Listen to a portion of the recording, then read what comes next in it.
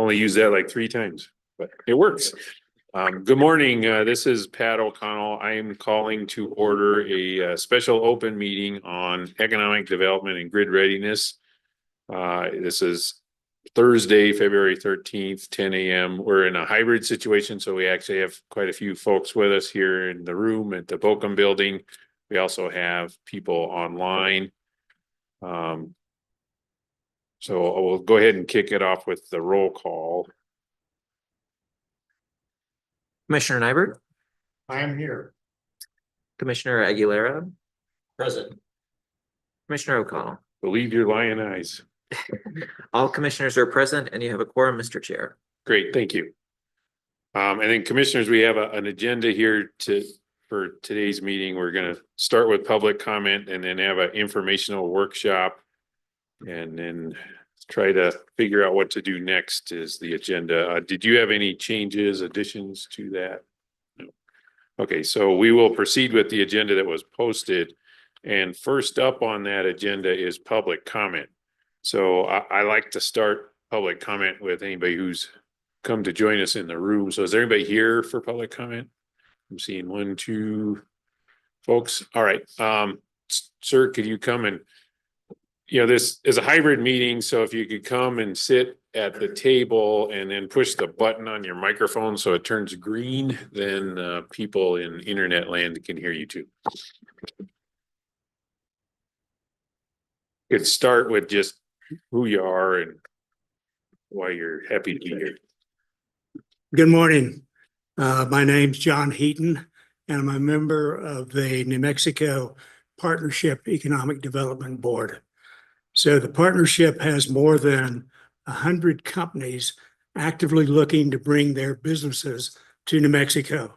You should know that more than 1/3 of these companies are highly interested in our power supply, reliability, load sources, redundancy, access, and of course, price.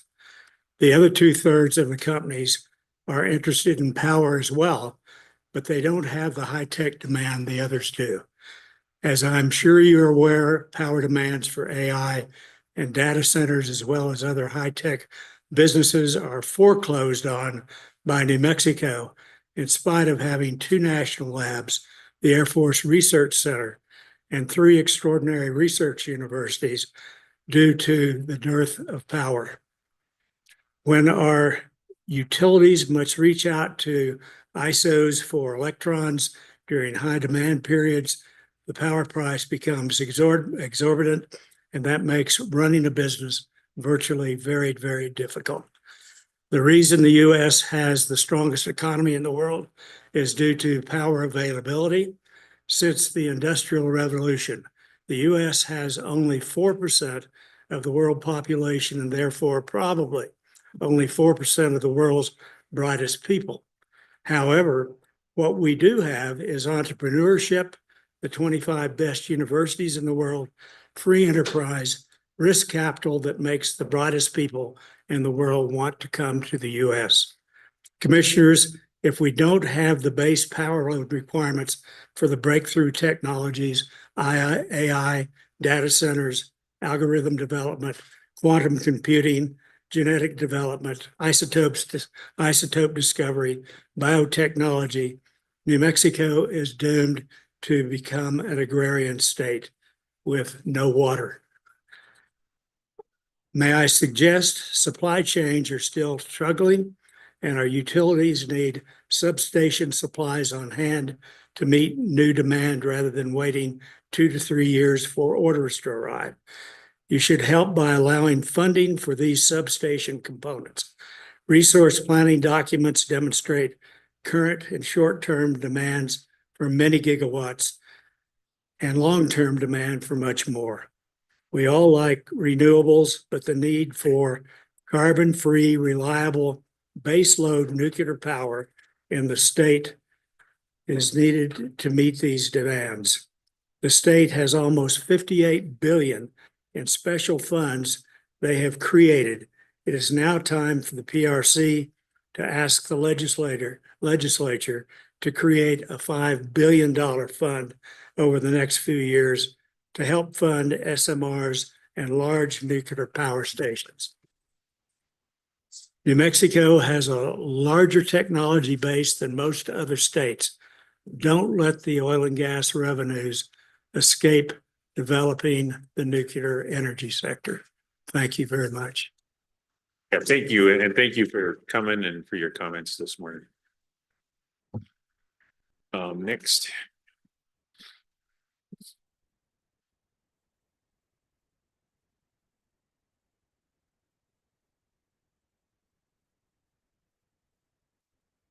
Good morning, Commissioners. My name is Austin Rushoff, and I'm here on behalf of the New Mexico Large Customer Group. The NMLCG is a coalition of large industrial customers that operate in SPS's service territory in eastern New Mexico. Our membership is largely made up of oil and natural gas and refining companies. Several of the NMLCG members are rapidly expanding their businesses in New Mexico, and they depend on reliable and reasonably priced electricity service to continue to operate their businesses and contribute to and expand New Mexico's economy. Not only are our members in need of electric capacity, but they're also working to meet internal sustainability goals and are interested in electrifying their operations while reducing greenhouse gas emissions, consistent with New Mexico climate goals and utility renewable portfolio standards.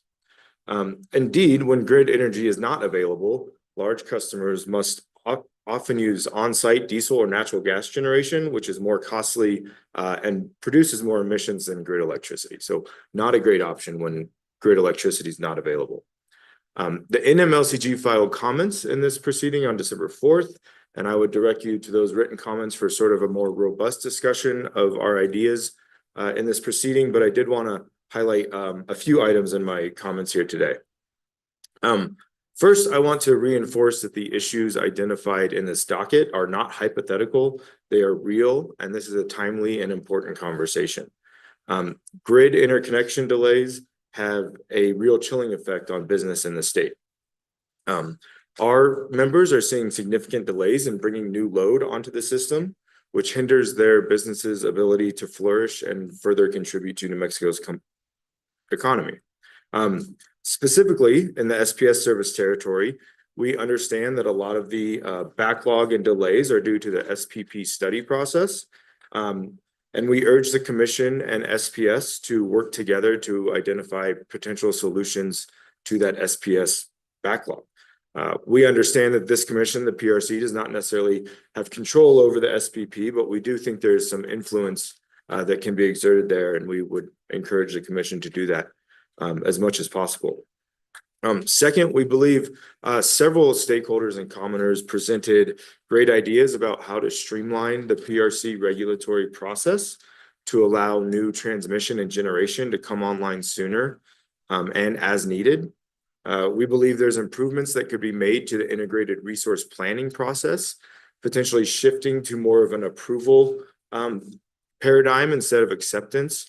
And with that, the IRP could be approved, and there'd be potentially a presumption of prudence of investments made approved during the IRP process, instead of having a more robust CCN process after the IRP. To that same point, we also believe the Certificate of Convenience and Necessity, or CCN, processes could be streamlined. We've been involved in some CCN proceedings that are potentially unnecessarily complex when they incorporate, again, complex and often controversial rate-making issues. So we see that CCN proceedings that really just focus on the need of the resource would be a much more efficient and streamlined process, and that the Commission should consider cost recovery rate-making issues in the general base rate proceedings, where the Commission can take a more holistic look at all of the utilities' costs and revenues and everything that goes into creating their rates. Finally, we wanted to highlight one item that we talked about in our comments, and that's a concern with utilities attempting to claw back customers' reserve capacity if that capacity or load does not materialize as quickly as originally planned. Oftentimes, our customers put in load requests for future expansion of their load, And then they're sort of on a timeline to bring that load on the system.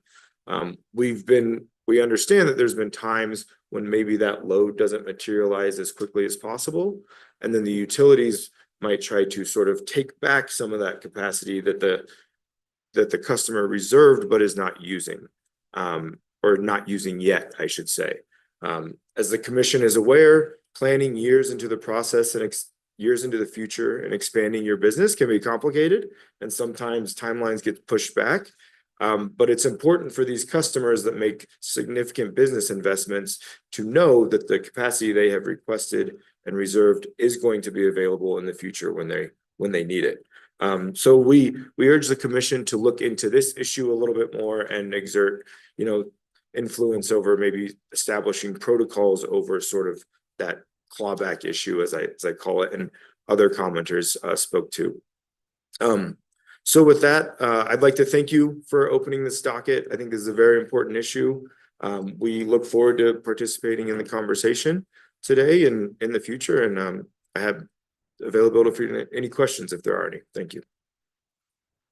Yeah, thank you. Also, thank you for being here and providing those comments.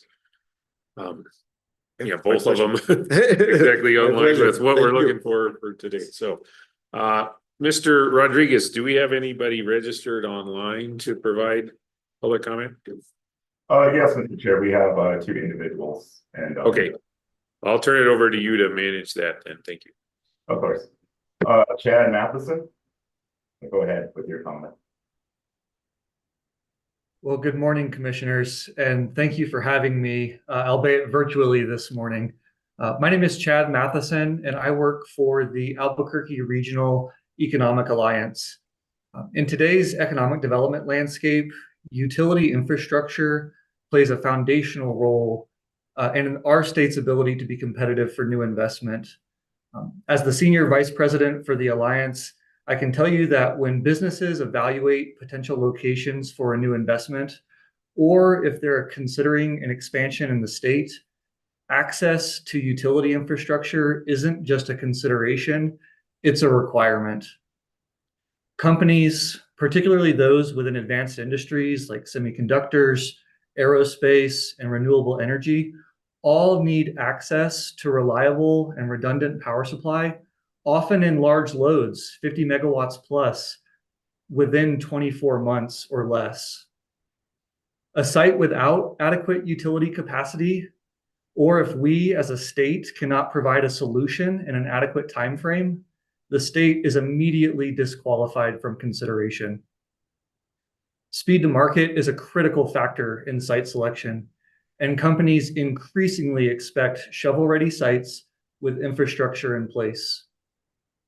Speed, simplicity, and certainty are 3 words we use to describe our ideal business climate. Prolonged processes lead to elevated risk, which is compounded by the need for extensive utility upgrades. This means missed opportunities for New Mexico, pushing investment and high-quality job creation elsewhere. Today, we face significant challenges in ensuring that our utility infrastructure keeps pace with demand.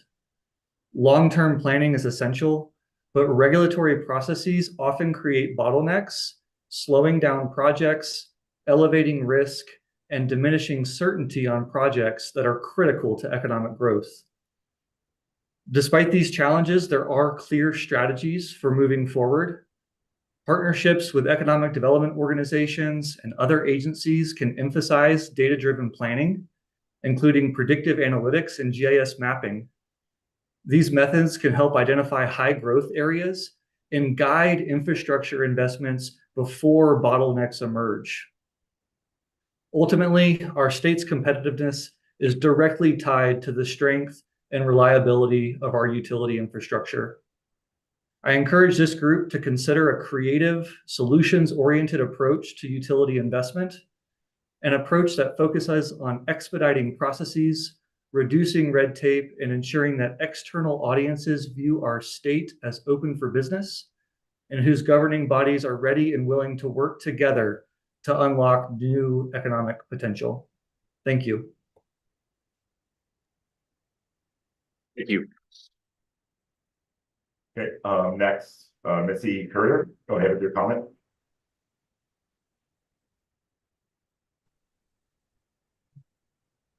Good morning, Commissioners. My name is Missy Courier, President and CEO of the New Mexico Oil and Gas Association. Thank you for the opportunity to comment and for your efforts to allow for grid readiness and economic development. NMOGA is a coalition of oil and natural gas companies, individuals, and stakeholders dedicated to promoting the safe and environmentally responsible development of oil and natural gas resources in New Mexico. Representing over 200 member companies, NMOGA works with elected officials, community leaders, industry experts, and the general public to advocate for responsible oil and natural gas policies and increase public understanding of industry operations and contributions to the state. As noted in our written comments, NMOGA fully supports the New Mexico PRC in its efforts to expand grid readiness and economic development in the state. Demand on the grid continues to grow at unprecedented rates. The proliferation of data centers and ongoing electrification efforts by many industries has strained the electrical grid across the nation. It is especially acute in Lee and Eddy counties in New Mexico as oil and gas companies move to electrify equipment in order to reduce emissions.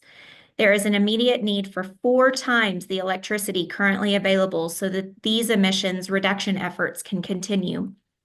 New Mexico is positioned to be a leader in renewable energy. There is a significant boom in technology as every industry looks for reliable power sources such as oil and gas, electric vehicle charging stations, cryptocurrency mining, data centers, and AI infrastructure. New Mexico should be attractive to development requiring mild weather, stable geology, and a skilled workforce. However, the state will be passed over if we cannot deliver the basic need of reliable power. New Mexico averages over 300 sunny days a year, and has consistent winds in part of the state. However, we have little to no investment in renewable construction projects because it takes 6 to 10 years before these projects can start to generate any sort of return. The Commission has the opportunity to make changes that could shorten or eliminate these delays and position New Mexico as a leader in the energy transition and retain the state's largest economic driving businesses. Thank you for the opportunity to submit comments under the inquiry docket and for providing the workshop today. We look forward to engaging with the Commission as these issues evolve. Thank you. Thank you for that. Mr. Rodriguez, anyone else? Mr. Chair, that's it for online comment. Okay. And then we've had a couple of folks join us in the room since we started. Is there anybody else here who would like to provide public comment? Yeah.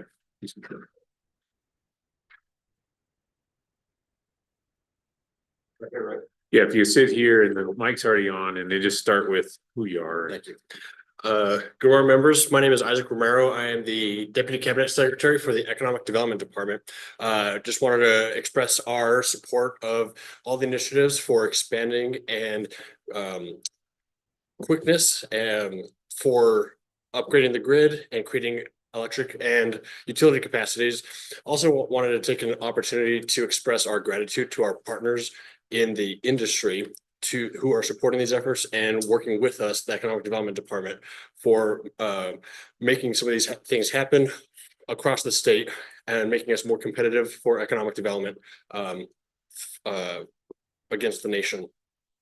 Also wanted to take the opportunity to, in a public forum, express that some of the initiatives that we're working on now in the current legislative session are strictly for creating opportunities for simplifying and creating financing mechanisms and hastening the speed in which our utilities can get deployed. And so we have, again, working with all of our partners. We look forward to continuing that work. And if there's anything that the Economic Development Department can do, please let us know. We look forward to our continued partnership and expanding that as we promote the state of New Mexico. Thank you. Thank you.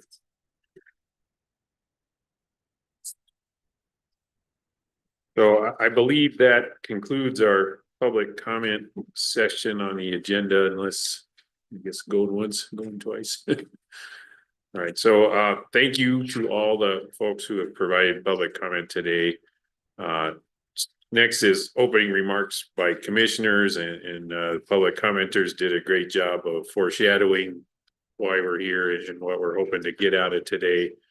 This workshop is a series of information gathering from the commission that's contained in PRC case number 24-00257 UT. So I'm giving you that case number because that's the repository for all the information that's being collected here. So like the presentations you'll see today, the slide decks will be available. If you go to commission webpage, eDocket, you'll find them there. How this started was a notice of inquiry from the PRC. There was a series of questions that were asked. We received responses to those questions. As you heard, comments from more than just the utilities. So that's out there, willing to look at it. And really the point is exactly some of what we've already heard is we're trying to figure out commission's role and what the commission can do to help ensure economic development is possible in New Mexico. So today's an informal workshop. That's also a tool that, new commission, we've been trying to make the regulatory process in New Mexico better. Informal workshops is an example of that. Try to have open, candid conversations with folks before we get into an adjudicatory proceeding that is defined by rules and conflict. So it hopefully is a broader canvas and hope that people share what it is that they believe without limits on what they're saying. On the other side of that, the value of this informal workshop relies on the veracity of what people say. So just a reminder that as you're participating in this workshop, we need to believe in what you're saying. And so then again, goal of today, you'll see on the agenda, last item is discussion of next steps. So we've already heard some ideas of things the commission can do. And I'm personally going to be listening for that as these presentations play out. So then finally, just thank you for being here. We're all New Mexicans and we all want to make this beautiful place a great place to live. So I'll turn it over to my fellow commissioners if you've got any introductory remarks, and then after that, we'll move on to the presentations. Thank you, Chair. So thank you all for being here, and thank you to our chair as well. This did start from commission inquiry, which is one that the chairman brought before the commission. So just want to recognize that. So I just want to explain what this workshop means to me. It's about grid readiness and economic development. So first, it's about knowing that we could do more with what we have in our state, and our prospects for economic development are great, and they don't need to be hindered by the PRC. Segue to the second thing where this is important to me is there are things that are within this agency's control, and there are things that are outside of our control. The ones that are outside of our control, I don't think we necessarily need to focus on now, but those things that are within our control and might be barriers, I want to make sure that we as an agency are looking within and are correcting those, because I don't want this agency to be a barrier, some kind of reason why economic development is not happening. So that's what I'll be looking out for, is what are we doing that we can do better?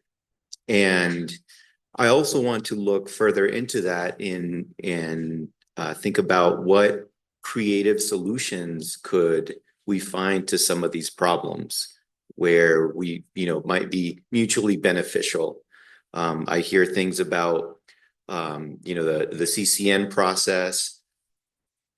I'm hoping there are other processes that we can take to make that a quicker process. There are things, there's uncertainty that utilities might have. So how can we provide more of that certainty from the beginning? And I also understand from a large customer perspective that speed is important.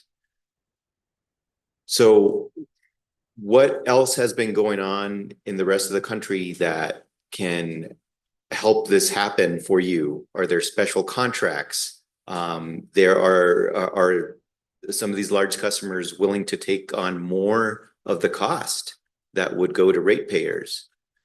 So I think there are a lot of things on the table. Really looking forward to establishing the foundation today about how things are going on, and then continuing the discussion to think about how we can improve. Thank you all for being here. Really looking forward to the conversation. Thank you, Mr. Chair. I too extend my thanks to everyone who is participating in the workshop. And one of the common themes that I heard from all the commenters thus far is that we need to streamline some processes. And I would say that I need you all to help identify some of those things that we need to improve on within the agency. And if you'll get me a list of some things, I will assure you that I will look at them and do what I can to try to bring about maybe more regulatory responsiveness to meet the prompt demands that the Deputy Secretary says that we need to do to create economic development opportunities within our state. As many of you know, I hail from that part of the state that sees the huge demand that is not being met right now due to some lack of transmission into southeast New Mexico. It's one thing to want to supply those needs. It's another to promptly get transmission built in the state. If you go to Corona right now, you'll see a transmission line that's being built. There's two others that are going to be built, but I believe one of those, it's been in a process of at least 10 or more years. And so we know we need to act quickly, but getting to the point of being able to flip a switch and having the energy available sometimes takes time, much longer time periods than we would like. So if you have some ideas as to how we can address some of those issues, I think you have a commission that's willing to go try to make improvements there. Right beside me is the president of the Southwest Power Pool. And so I think you're talking to one of the gentlemen that is in charge of that, and he is keenly aware of the lack of transmission in our part of the state. He's also keenly aware of the effort to get transmission there, and I know there's other issues. We talked to some other utilities in the state, and they're making decisions as to how to maybe expand their ability, larger footprint, to draw power upon. And so all these things are going to require a lot of work and effort. But at the end of the day, we all need to work together to make sure that our citizens have the opportunities, our communities have the opportunities to grow, to have good paying jobs, and to continue the businesses that are there, as well as providing the resources for businesses who would like to locate there. And I think we all are in agreement that that's something that all of us want. So thank you very much. Thank you, commissioners. Okay, so we have next a series of presentations from the three regulated IOUs in New Mexico, PNM, El Paso, and Southwest Public Service.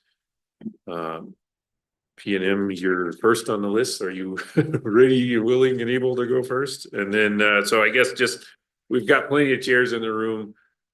Go ahead and take a seat at the table. If we need more microphones, there's a couple over here. And then, I come from IRP background, so questions are fair game, right? So, commissioners, feel free to make this a conversation. If you want to wait and hear the whole presentation, ask questions later. And then, hopefully, we'll open the floor for questions from all comers after we get through the three utility presentations, so you can hear all of them, and then we'll see what the room wants to know. And, so thank you for being here. Great to see all of you. And may the gift of Blarney begin. Well, good morning. My name is Grant Taylor. I'm an economic development specialist for PNM. I'm here to speak on what is the day-to-day activity of the utility.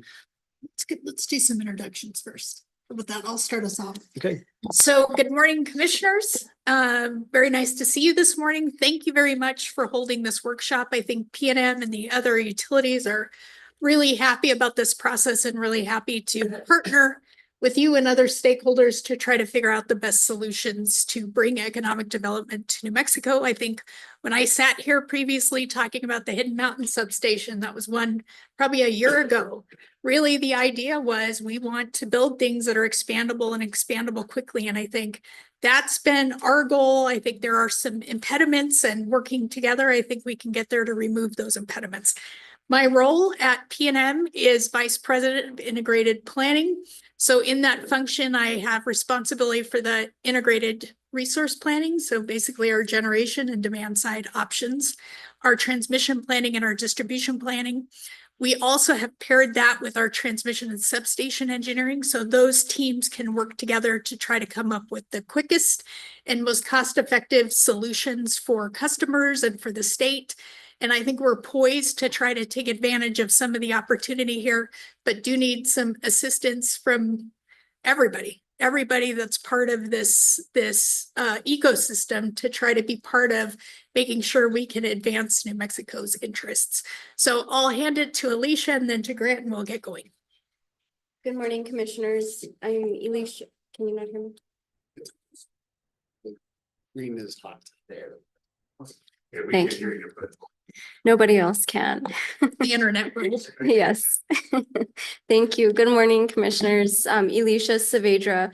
I oversee business customer marketing, and within that purview is economic development. I have been responsible for economic development at PNM for about 8 years now. And I will tell you that my purpose and my reason for coming back to New Mexico, I'm born and raised here, moved to California to be educated, and came back. And I came back because I wanted to help New Mexico. I wanted to see our communities do better. And I grew up personally very poor. My family did have to make decisions about, do we turn on the air conditioner, or do we buy medicine, or do we buy food? That was very real. And so as I sit here today, as we talk to you about growth opportunities, I want you to know that that is coming from a very real place. And many of the concerns that have been raised by staff, by people out in the community, concerns about whether supporting growth has a negative impact on other customers. I want you to know that that is always very much a part and a consideration of everything that we do at PNM on a very personal level. And so as we sit here today and ask you to help us to make the right investments, I also want you to know that we want to make those investments in consideration of a very high percentage of low-income population. We don't want to hurt any of our communities, any of our customers. And so I want to thank you very much for opening this opportunity. And I hope that we have some ideas that can be helpful in balancing all of the needs of our communities. So Grant Taylor, economic development specialist. This time it'll work. So Grant Taylor, Economic Development Specialist for PNM. I am the person on a day-to-day basis interfacing with companies, our economic development partners, and companies' agents. We'll talk about those in just a moment on what their power needs are for their projects. And at PNM, we are processing whether we can serve those needs within a specified period of time. In the bench request, there was the question or the prompt to us to discuss how we distinguish a new service, interconnection, a smaller load, and how we distinguish those from economic development projects. So first, we feel like it's really important. I'm working from slide number 2. Really important for us to level set on the lenses through which we view economic development. First, very broadly, we subscribe to the definition by the International Economic Development Council that economic development is the work to recruit and retain jobs that are going to improve the well-being and the quality of life for communities, as well as stabilize the tax base. So very broad definition. Narrowing that definition a bit, in New Mexico, those jobs that we are trying to recruit and retain are those created by economic-based businesses. Those are businesses that have at least 50% of their revenues coming in from out of state because of out-of-state sales, and thereby importing new money by which those companies can pay local workers and hire local vendors. And then lastly, more specifically to PNM, we are viewing economic development projects as those projects that are at least 1 megawatt in load size, that are economic based in nature. And then with our existing customers, those are loads that, or those are customers that have loads of at least 500 kilowatts and are looking to increase their demand by at least 200 kilowatts. We illustrate that in slide 3 with a flow chart. So there again, you see an inquiry for a project comes in. We are asking if it's economic based. If it isn't, if it's just large retail, we'll send that to new service delivery. If it's 1 megawatt or larger, it will continue on into our economic development process, in which we pull together an economic development project team. If it is not of that size, then it is going to move on to our new service delivery team, knowing that if it's larger than 500 kilowatts, that we may play a role in helping them with an economic development rider. So our economic development process is illustrated there to the right by our phase gate, which internally is a very convoluted or complicated system, but we've boiled it down here that with these projects, these come in really as inquiries, telling us what their specifications are. We may respond with the first round of answers, and it is not until it gets down to the negotiation phase or the contract phase in which this is a project that would become announced, having made a location decision and essentially New Mexico winning the project. So just please understand that when we refer to a project, we're talking about something that is evaluating the state for a location decision through very much, for a lot of this process. So on slide 4, we speak to the variety of partners that we work with in fielding or sourcing our projects. And so for those listed here, any one of them could contact us directly.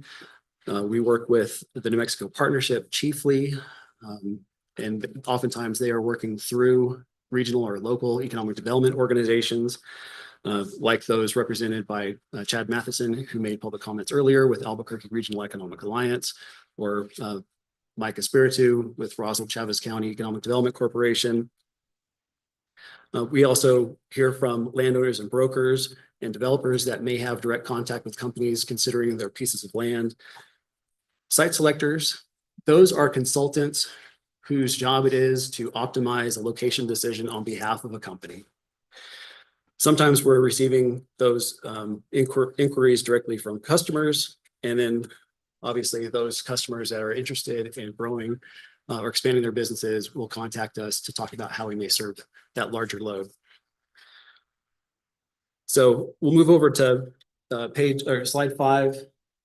But on that thought of how this typically works, say a manufacturer on the East Coast decides that it is too costly for them to transport their goods across the country to their customers, and they decide it's going to be more economic for us to set up manufacturing in the Western United States.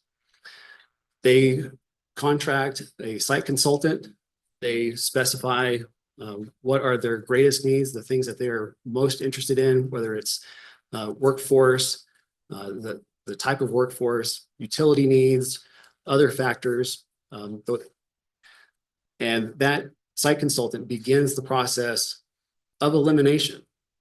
That site consultant will go to Western states, deliver a request for information, which in New Mexico is packaged as a potential recruitment opportunity and is then disseminated to the regional and local economic development organizations, or EDOs. Once it's in the hands of the EDO is then soliciting answers from a variety of partners, including the utility. So you can see on slide 5 that we make up just one part of, or one node of many, to be able to provide a complete response or a proposal to try to win a project for the state. On the next slide, once we have received those pertinent questions from the EDO in the PRO, we are then working first with our planners, distribution planners or transmission planners, depending on the size of the project, to understand what is the current capacity of certain sites that may be proposed for a project. They are identifying what are the infrastructure needs in order to serve the project, if there are improvements needed in order to serve, say, a larger size than what capacity there is. I may move on working with our pricing team to deliver estimates on what would be the billable rates to the company as they go into operation. That may be the very first round of questions that we answer. As we go into other rounds, there will be deeper questions, and I may go deeper into our organization to get those answers. And certainly if we become a finalist, or if we win that location decision, I will bring in more teams in order for us to advance the project to the point that we are able to bring it under contract. So we're now on slide 7.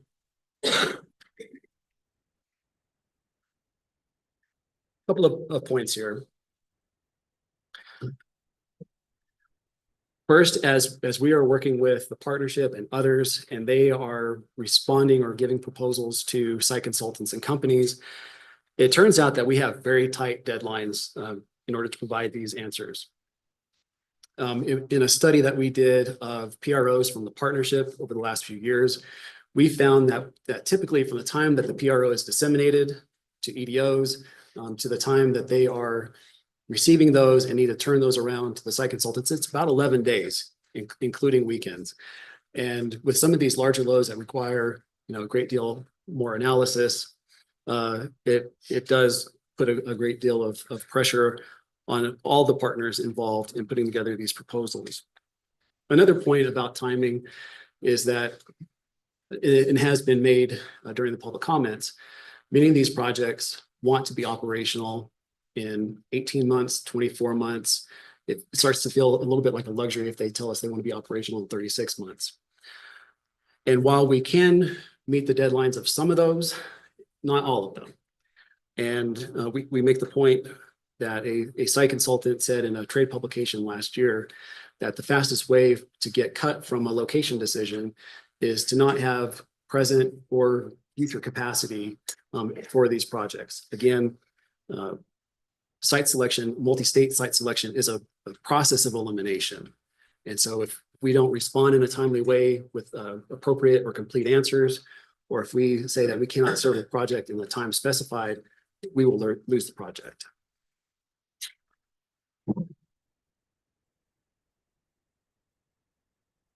On a monthly basis, the economic development team provides a report of what projects we're looking at in our pipeline. So, just essentially what is our caseload. Right now, for the last 6 months, we have been looking at in the low 30s of projects, about like right now, about 31 projects are in our pipeline. But consistently over the last 6 months, we've been looking at about 4,000 megawatts or 4 gigawatts of potential load, should all of those projects land. Obviously that those won't, but that's essentially what we're looking at in total potential load. Can you remind us what P&M's peak is right now? About 2,100 megawatts. Thanks. And of those 30 projects that we're currently working with, many of those are projects that the partnership is working with, as Senator Heaton mentioned. The partnership's looking at about 100 projects right now. Many of those are ones that P&M is actively working on as well. And so one way that we slice that total potential load is by project size. You can see that we have multiple that are 300 megawatts or more, many more at the 100 to 299 megawatts. So these are all very substantial in load size. This is really a new era for us in terms of what we see on a per project basis. On slide 9, we then provide detail about these projects by industry. You can see that the data center inquiries dwarf many of those others. And if it was just a few years ago, we would certainly be looking at 219 potential megawatts of manufacturing load to be very significant. And so we don't want to do anything to diminish just what a great potential opportunity that is for creating jobs in New Mexico. But obviously we're in a new era when we're looking at more than 3,600 megawatts of potential load from data centers. Much of that coming from cloud computing and AI. Then on slide 10, internally, this is what we call a forecast, and maybe it's maybe not the best word, since so often you're looking at forecasts from P&M in the IRP and in our rate case filing. What we show here obviously is not going to match what's been filed with the IRP, what's been filed with the rate case, but this is a way for us to visualize the loads and the load ramps that have been provided to us from these projects. The way to read this is the blue line, if it appears in blue, otherwise it's the lowest line that you see. That represents what projects have been announced. So with those, that's a very high probability of those loads materializing. The middle line, or orange line, is what projects we are very actively working on, and we expect there to be an announcement. And then the tallest line, or high line, is what we are working on that we've assigned probabilities of 10% or greater. So virtually all of our other projects. Plotted on a 10-year timeline. And so on slide 11, lastly, for my part, the bid request asked for us to talk about what are sites where we see a lot of potential. And we are defining that potential by what is very regularly proposed for economic development projects. So in Bernalillo County, you can see Mesa del Sol, certainly one of those. Upper petroglyphs on the west side of Albuquerque. Some of our public properties belonging to aviation. And in Valencia County, Central New Mexico Rail Park, Rio Grande Industrial Park down in Belen, and over in Sandoval County, Hawk Site, and a piece of land, 2 pieces of land owned by the State Land Office, the first Loma Barbone in Section 36. These are certainly areas that provide us with a lot of opportunity. We recognize that we have some weaknesses in trying to serve those sites. we hope that we can work with you on delivering on those, and Lori will be able to speak to some more specifics on that. Very good. Grant, can you define again how you said how you're thinking about these sites with potential? So for the sites listed within our service territory, Bernalillo County, Valencia County, and Sandoval County, these are very large acreages that are very regularly proposed or offered in proposals to companies for industrial projects. Okay.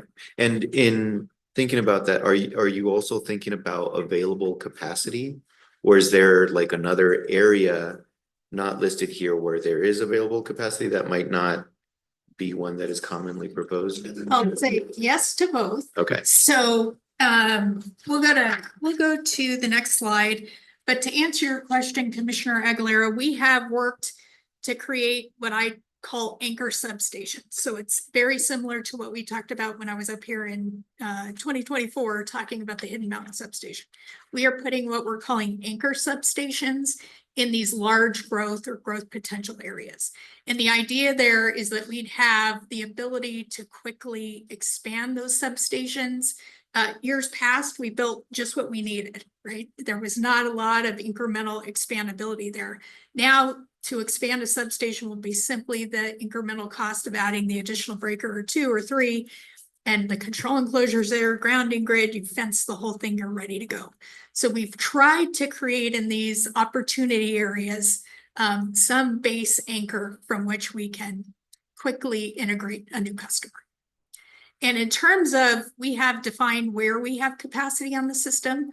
That's something that we are trying to shop around and make sure that folks know where those opportunities are on our system. They're not a lot at the very high voltage levels, but we have defined those, and I'll go through the SWOT and I think we'll answer a little bit more of your question there too.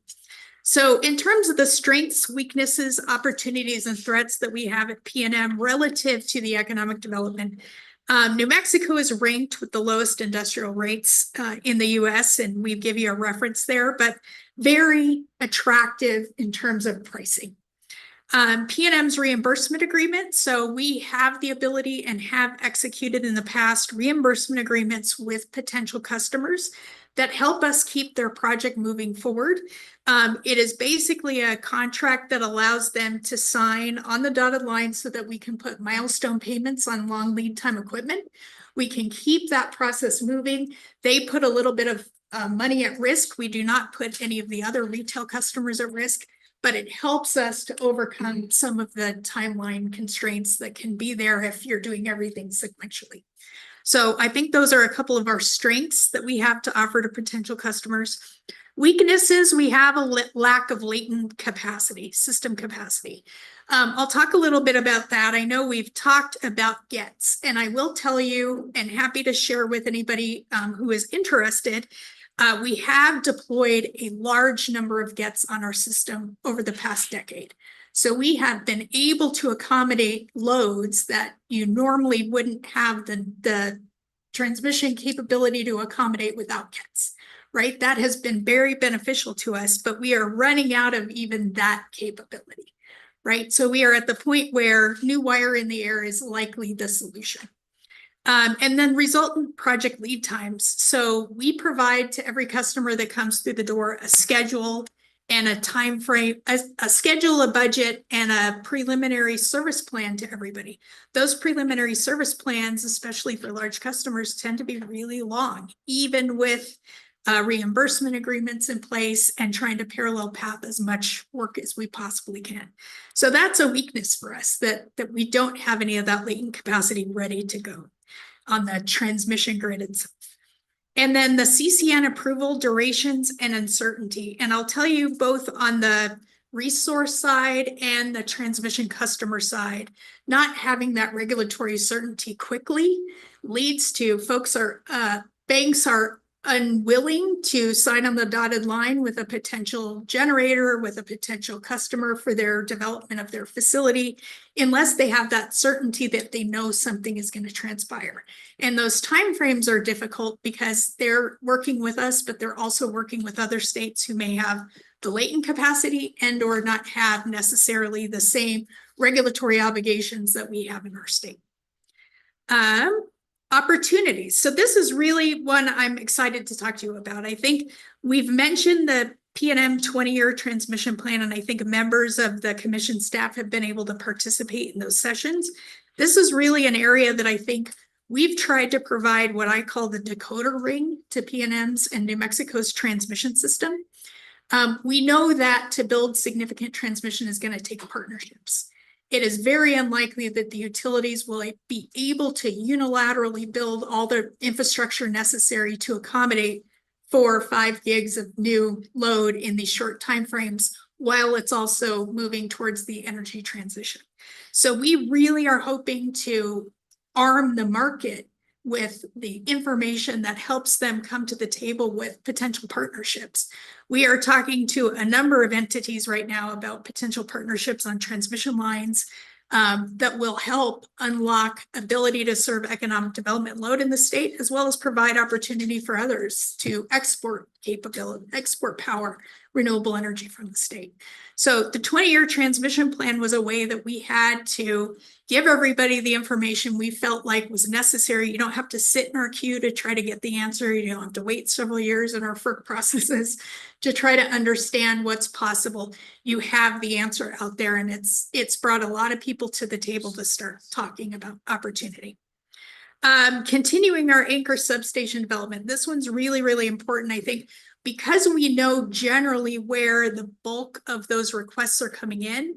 I feel like it is a safe bet for us to build those anchor substations. And again, we are only populating the substation with the amount of equipment that we need at the time, but we have designed it such that it is just as quickly expandable as you can possibly get. So those are some real opportunities on our side that I think are helping us and will help us long term. Threats, competition from other states with larger utilities, and obviously anyone with available latent capacity, either on the transmission side and or on the resource side. And then the last thing I'll talk through on threats is we do have customers that are coming to the table talking about self-generating in response to all the timeframes, from supply chain lead time to transmission interconnection queues to transmission construction, siting and permitting, all of the different areas, regulatory. There are a number of downward pressures there for growth, and they have talked a lot about building behind the meter gas generation and self-serving.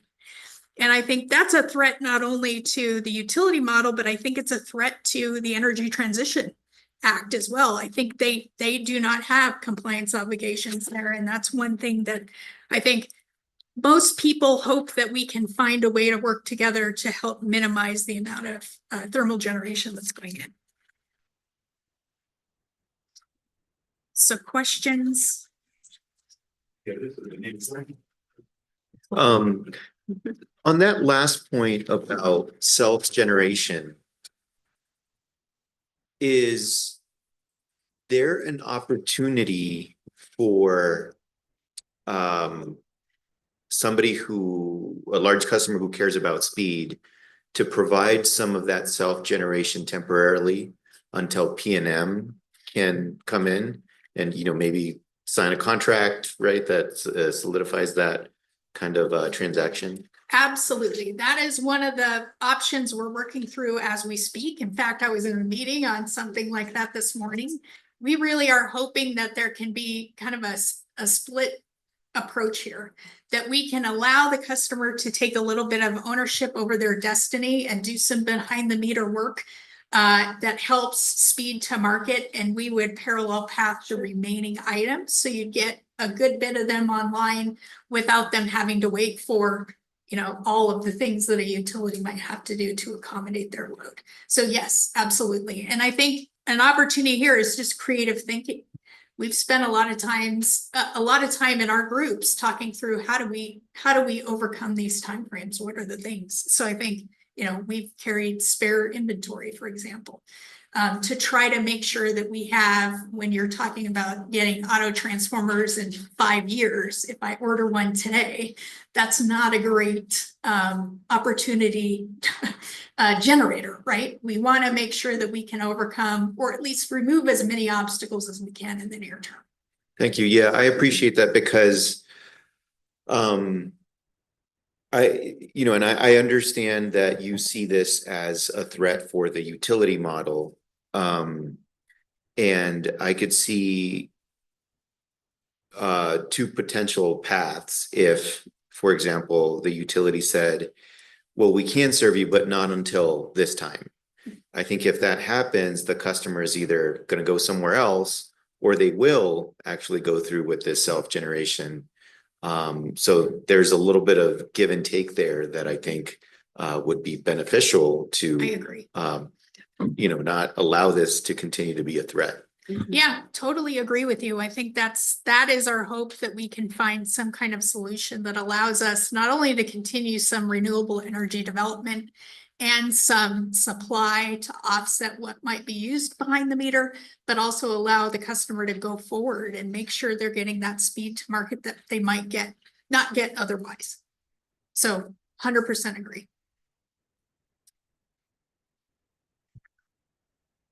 Questions? So moving forward, we know, based on the unprecedented growth that we are experiencing, that we do have to start to make investments in our grid to support economic development. And so moving to slide 14, I'll talk a little bit about the challenges, reiterate some of the things you've already heard, so I'll skip over those quickly. But we are seeing that most companies want power within 2 to 3 years. And we are seeing that the average size of customers has grown substantially. Our average right now is about 114 megawatts. To put that in perspective, that's roughly equivalent to about 90,000 homes. So these are very large users. Did someone have a question? So I do want to make sure that I state that not all of our projects, not all of the customers we're seeing are large customers. And we do have capacity constraints for small and large. So we just have capacity challenges across the system. For New Mexico in general, one of the things that we also have to consider is how do we capitalize on the opportunities, but maintaining diversification in terms of the types of companies that we're bringing to New Mexico. We are a smaller population. So while we love to bring in the companies that bring in 3,000 jobs, 1,000 jobs, we also will likely need some companies that don't have as many job needs. So the diversification will be important. We also see our supply timelines growing. So supply chain continues to be a challenge, and it seems to be a growing challenge. And right now, our long lead equipment timelines are looking like 3.5 to 5 years, but those oftentimes from week to week, as Lori can attest, will go from 3 years to 5 years to 7 years. And so that's continued to be a challenge for us. It also takes us a significant amount of time through the IRP and RFP processes to build new generation, new transmission. We talked a little bit about the CCNs already, but it can take us 4 to 5 years to plan and build generation. So to your point, Commissioner Aguilera, we need to look for other options there, particularly in areas where right-of-way might be a necessity, let's say for greenfield development of transmission or generation. We can be looking at 15 to 20 years. And so it's going to be really important for us to be creative. We do know that proactive development is going to be critical to capturing economic development opportunity. Because there is opportunity now, we need to capture that opportunity. We know we can't wait the 4 to 5 years or more, or we'll miss the opportunity. So we need to grow steadily and carefully to mitigate risk. We also know that by winning customers that we can transform New Mexico. And even with, I know a lot of people are against data centers, but if you knew Los Lunas before Facebook and you go to Los Lunas now, you will see a significantly improved economy. And so while I'm not advocating directly for that, I'm just saying that winning companies, winning customers regardless of the type of company, will have positive benefits for New Mexico, and we have seen that. We know that in order to move forward, we need to collaborate with all of our stakeholders, and most certainly that includes our commission.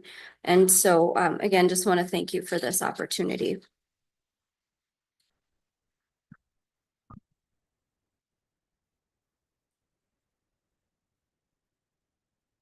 Any questions? Thank you, Mr. Chair. I do have a couple of questions.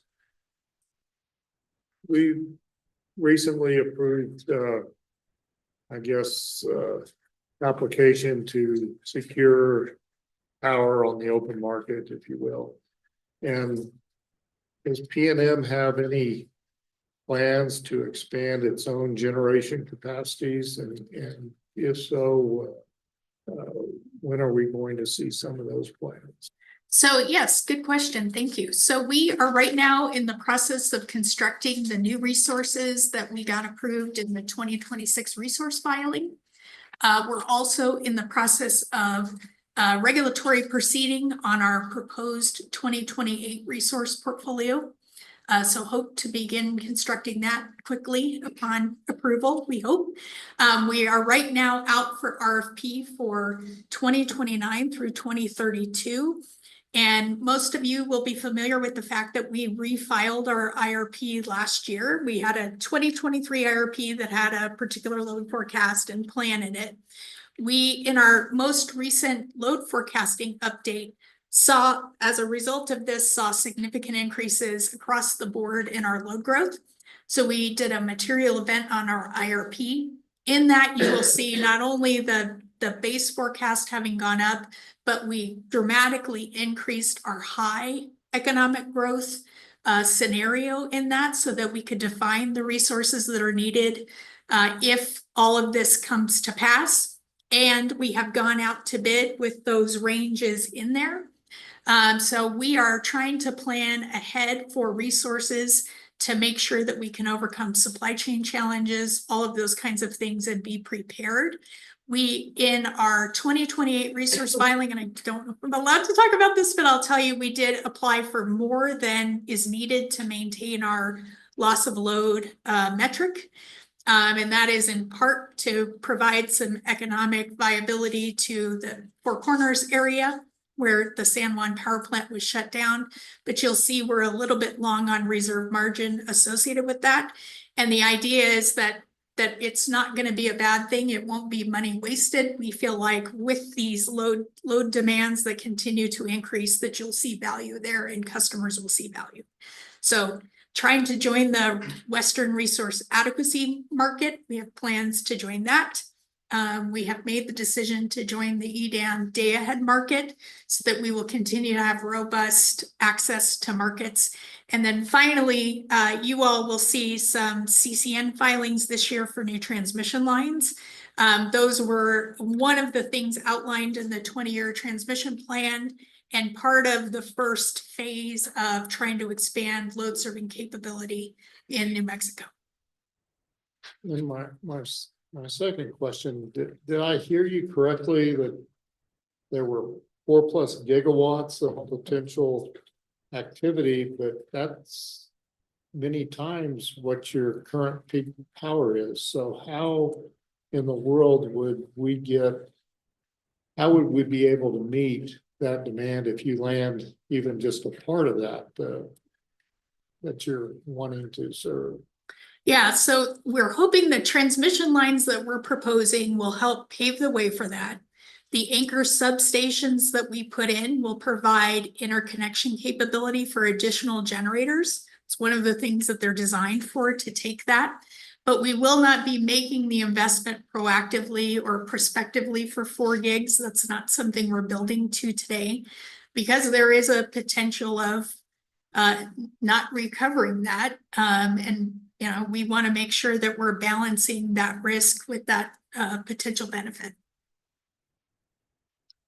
So it sounds like a chicken and the egg. If we don't have the resource, we're not going to land the project. But if we fund resources, then you are at risk of not getting your investment back. There is definitely a chicken and the egg happening here, and I think that's why some of the ideas for creative thinking around, can we build some proactive capacity in the system? We have legislation out right now that we're part of that would ask for additional generation, that we would be able to be long in our generation portfolio to be able to capture some of these things. So there are efforts ongoing to try to make sure we can get out a little bit more than the very conservative stance and make sure that we're ready to capture some of that. But it's not 4 gigs worth, but it is definitely an amount that we could accommodate, we could execute on, and we think would be beneficial to provide economic development incentive for the state. It is my understanding correct, if parties build their own generation capacity to meet some of that 4 gigawatt. Say they do want to come to New Mexico and generate their own electricity. It seems to me that what the average consumer loses out on is the bigger pie. They have a slice of that pie. If the pie doesn't grow, then their costs are either fixed or they go up over time. If you have a bigger pie, then you're spreading that cost of service over a much bigger group. And in theory, maybe their costs go down, or at least don't increase what they otherwise were. Is that for my own thought process? Is that kind of an? It's right on. Yeah, I No, would it's say right that's, on. that's absolutely accurate. And what I will say is that we're looking at making major investments in our system for many reasons right now. We have electrification that's happening, grid modernization. We have the ETA that's requiring us to build new generation resources, not to mention that we're seeing this natural growth that's occurring. And so there will be significant investments that have to be made with or without new customers. And so the only way to really manage costs over time for existing customers is to spread that over more customers and more kilowatt hours. And that's what we were talking about with the utility model. I think you do want to continue to attract investment, but you want to attract the revenue that goes with it to help keep that balance. And I think I did myself a disservice because I sort of closed up early, but we do have some ideas that get to the heart of this conversation. So we've talked about expediting regulatory timelines with respect to CCNs, IRP, RFP processes, and really having the potential for off-cycle RFPs when there is an unplanned load that comes to our door that maybe represents a lot of jobs and great things for New Mexico. Those would be very helpful. Also, being able to carry an appropriate level of sort of stock in long lead equipment is helpful. We do that to some extent right now, but having perhaps in partnership with you all, some level of carve out of what's an appropriate level, having budget to support that, because right now we make decisions about, do we put that money into maintaining the system? Do we put that money into backstock? Do we put that right? So we've got to figure out where we put it. Having a carve out for that, we believe would be useful. And then early construction of incremental capacity is something we've talked about. We know it has to be measured. We can't just go out and build 4 gigawatts without impacting existing customers' rates today. And so within Senate Bill 170, the proposal is 10% of current system load size. So being able to build out an extra 10%. So for PNM, that'd be about 210, maybe 250 megawatts of incremental capacity. As you can see, that's not very much. Some people can call me optimistic, but out of a 4 gigawatt pipeline, I honestly don't believe it would be hard for me to sell that 250, come back to you and go to the next 250. And then lastly, we need to look at cost recovery mechanisms that allow for more effective alignment of when the customer comes online and when the cost is incurred. So one of the things we've talked about is being able to hold that cost as a regulatory asset, but we'll need a mechanism to deploy the the rates or the tariff for a particular new large customer when they come in. And so if we have to wait till a rate case, there is some challenge with financial risk. And so we need to work with all of you to figure out what types of cost recovery mechanisms make sense to be able to recover our costs as quickly as possible, to be able to continue to support additional growth. Yeah, thanks. I don't know if I got questions with just a couple of things I wanted to explore a little further. Just so when you, Ms. Williams, when you talk about long on generation, is that Senate Bill 170? Yes. Okay.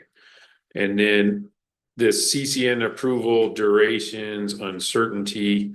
Can you tell me more about that? I mean, I know since we've been here, CCNs have been getting approved in more like a 7-month time frame. When I look at SB 170, that's a 6-month time frame. Mhm. So does that fix it? Well, I think just having that certainty that it won't go the full 15 months, I think it can go 15 months today. So when folks are building that into their timeframes, that's got to be a consideration that that's the potential. And I'll give you a specific example that happened just a few months ago. We had a large manufacturing company that was going to trigger some transmission infrastructure construction. When we plan out the timeline, we have to use the 15 months conservatively because we don't want to tell them it will be 7 months. And then if for some reason there's inquiry or more of a review required, it could go as long as 15. So we have to be careful not to overpromise as well, because to the extent that we're overpromising, that will erode trust, and that could also get us eliminated. Yeah, and so then maybe you just addressed it here, but also on that bullet was saying duration and uncertainty. So what are you talking about when you say uncertainty? So I think what we're thinking about there is you don't know if you will get approval, right? That's not a guarantee. So I think as you're going into the processes, it's really asking and looking for a review, and that review may not find the necessity, or may not find that some aspect of that is suitable or a risk the state's willing to take. So I think that's part of that is when you're coming in to apply, it's not a rubber stamp process, very obviously, for good reason, but it's not something people know the outcome in advance. Yeah, that's kind of what I was getting at is, are you a proponent for rubber stamp process? I heard you weren't with Ms. Torres's original statement, but when I look at this, that seems to be what you're asking. I think there can be some creative thinking around that. I don't think rubber stamp is appropriate, especially when we're talking about the size of the investments that will be necessary, but a way to maybe docket that and give timelines in advance to ensure that a proceeding may take a certain amount of time. So there's some visibility into that and some certainty around that would be. And then, I mean, I remember the Lone Mountain substation conversation, and my frustration there was knowing that, hey, here's this very large investment, but without the utility request was brinksmanship, right? So how do we solve that? Because, just truth that confused mind says no. What I hear is utilities have studied these sites ad nauseum for 114 megawatt load. I think you could tell me exactly right now what Mesa del Sol needs, right? Yeah, So that's right. where can I find that in the processes that PNM does before they show up and say, if you don't approve this, you're ruining New Mexico? So the 20-year transmission outlook is the first place I would start. So we have published again, the decoder ring for transmission in the state of New Mexico. We tell you what every single option that we're looking at is, the amount of megawatts that allows for in terms of increased load serving, right? And the timelines and cost of that facility. That is out there today in the public space. And we've made, I think in our closing meeting, we presented it to the public, to stakeholders. We had over 150 separate parties participate in that. We have it on our websites. We have it on our ASIS site. And you will see in the 2026 IRP a significant portion of that will be about transmission development and plans. And I would offer one other potential thought, just being creative here. In doing our research, what we found is that utilities are required in other states to provide economic development reporting on a regular basis. The cadence is different among states, but that's certainly something we would be open to doing, to providing you that insight into what we're looking at. What are the loads that we're looking at in these various locations? What does the pipeline look like? How is it evolving? Perhaps that would be useful information to this commission as well. Yeah, I mean, that's an interesting proposition, because on the other side of that, what's preventing you from doing that right now? I honestly think it just hasn't been something that we have presented or been asked to do. But we would be more than happy to share that information if that's found to be useful. Yeah, I mean, it just falls into my conundrum is I can't approve something that has not been requested. Right. And so frustrating to say, hey, the commission is the problem when nobody's asked us to even look at the problem. And then, you know, my hobby horse with the IRPs is that there are opportunities. I don't see the information that you're describing here in an IRP. And then if we have to wait till 2026 for a problem that exists today, that isn't a solution. Yeah. And then I'm trying to, you know, I understand these long cycle times on IRPs, and that's something I'm personally trying to work through, but hard to understand. What I'm hearing in this presentation is that IRPs are important. When I listen to P&M earnings calls, they're done for fun. So which of those is real? So, you know, what's the opportunity here? Yeah, I'll reiterate, they're not done for fun. I think it is a vital part of our planning process. It is for my teams. It is the way that we communicate where the state load growth and demand is going. It's the way that we communicate what the opportunities and options are to serve and meet all of that. You'll just see it continue to expand with transmission. I think, I know waiting until the September of 2026 is when we filed the 26 IRP, but I will tell you what's going to be in there is very largely public already, and that was our effort with the 20-year transmission plan.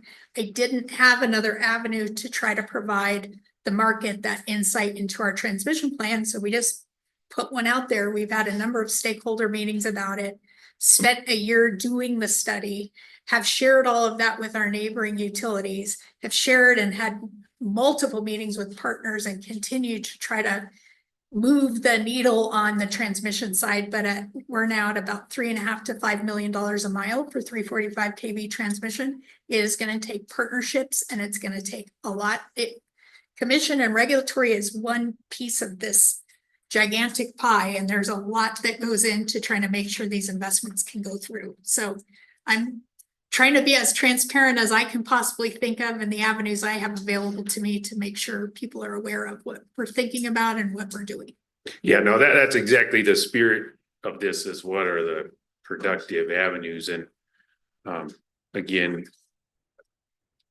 have to be asked the question before we can answer it. Yep. And then if we expect the question and it makes sense within context, the answer is easier to produce, right? So in this work together for collaborative solutions, I'm trying to find out ways that in the haystack of information, what's really important, right? And so, like, can I go to the 20-year transmission plan and see these anchor substations?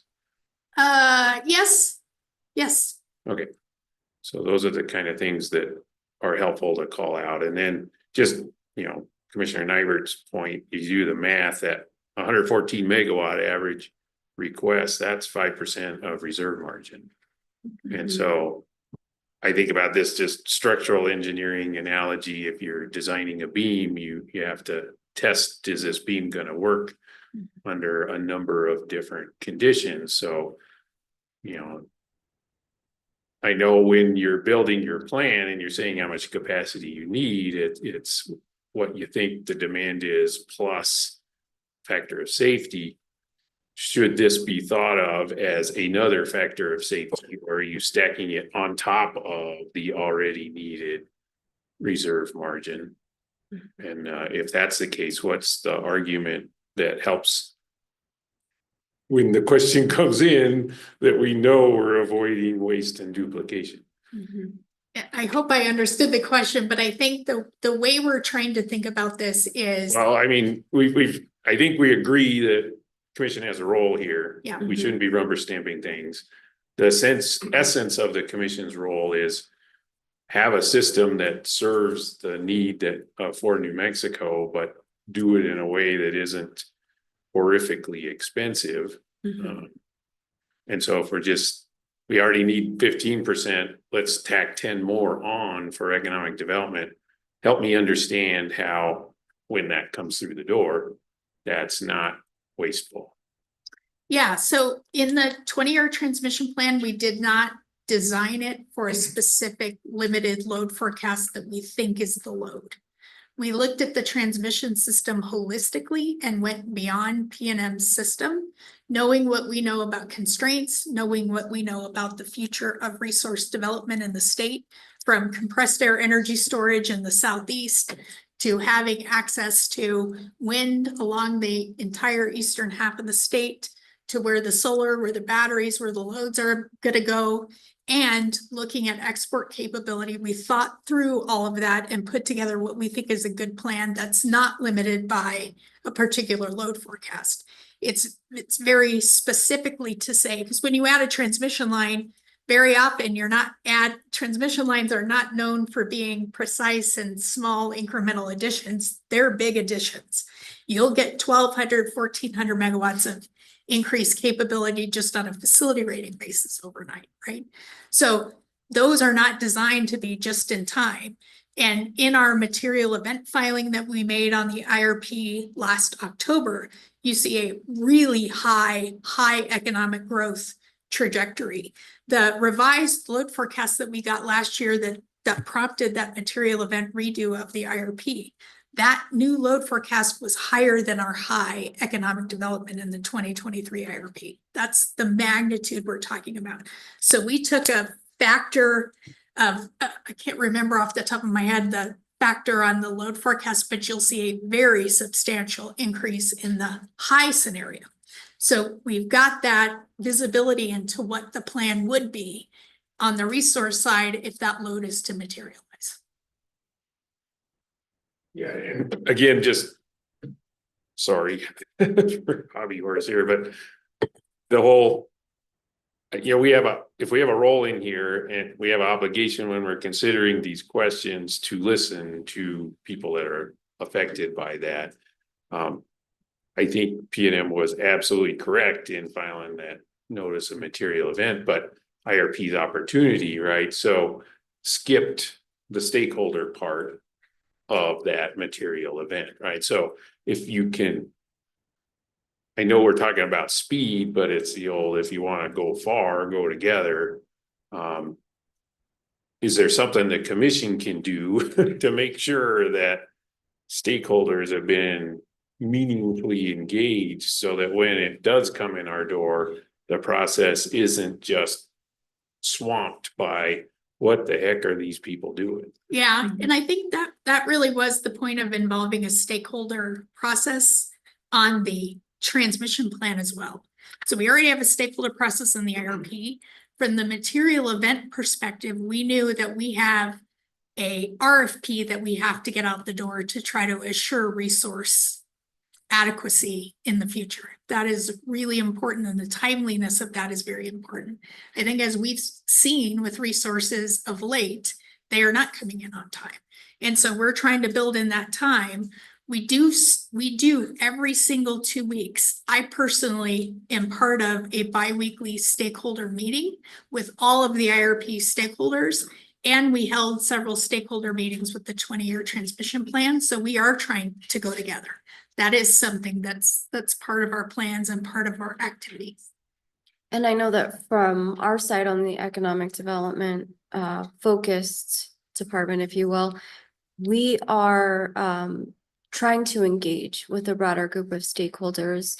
We had you as part of one of those stakeholder engagement meetings to try to understand what are all of the different perspectives and needs, and how do we put those things together and bring the right people in at the right times. Because to your point, we realize this is impacting a lot of different stakeholders in different ways at different times. We all need different parts and pieces of information to be able to engage proactively and effectively. And so we are trying to make that effort as well, not just with the electric utility stakeholders, which is what Lori is doing, but also with the broader community. And the stakeholders for ours is developers, Mhm. things like trade organizations, advocacy organizations, community, environmental, they were all part of all of those. I appreciate that, and I'm just, like I say, trying to figure out, because sometimes totally get and understand the need for speed. I also personal experience is shortcuts never. Mhm. So how do we get more efficient, more focused, but don't do it in a way that makes things longer and harder. Yeah. Productive. Mhm. Agreed. So anyway, any other questions?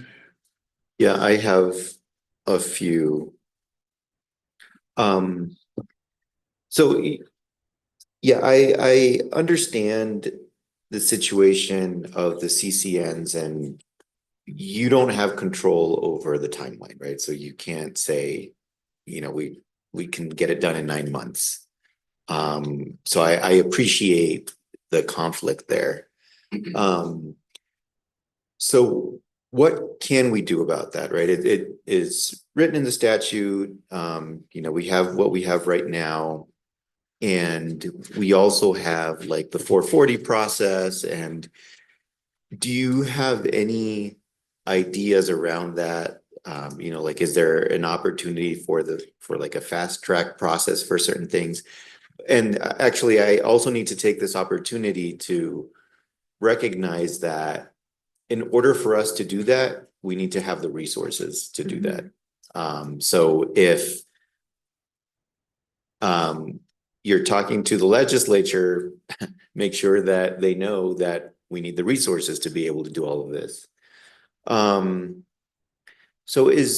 and I, absolutely agree with the chair that, we can't rubber stamp anything. We have an obligation, to consider the public interest here. And so, but I think there is an opportunity to, if we have the resources to do it a little bit quicker. So I don't know if you want to respond to that or have ideas, but. Yeah, I think there's some opportunities. I think I'll bring up the Hidden Mountain substation. I think that's a really important one, because that's one, when you read the 440 and the CCN statute, that you see that would qualify for a 440, right? But it was a high investment. It's expensive to build a large substation, but we are building large substations all the time. That is a normal course of business in this environment. So I think, is there a way to have clarity up front about what can go the 440 versus the CCN route and save everybody the time? We don't want to unnecessarily file CCNs that take, hundreds of hours of development time, hundreds of hours of review and hearing time unnecessarily. Could we have some kind of, preview of the project, sit with commission staff or whomever it is and talk through what's advised, right? That might be a low hanging fruit. I think if we do end up in the CCN process, is there a way to say, this is a biggie, this is going to take 15 months, this is something we've seen in plans, we understand from conversations with you the need for this will be on the lower end of that time frame, and give some kind of sense of what might be involved. I think that might be helpful. We really want to use the IRP in a very different way. I know there were recommendations at the beginning to turn that into an approval process. I think that's fine if that provides some kind of review that you can then go bank on and start doing things. That might be a way to consolidate all of this, that you wouldn't have subsequent filings that you need to make.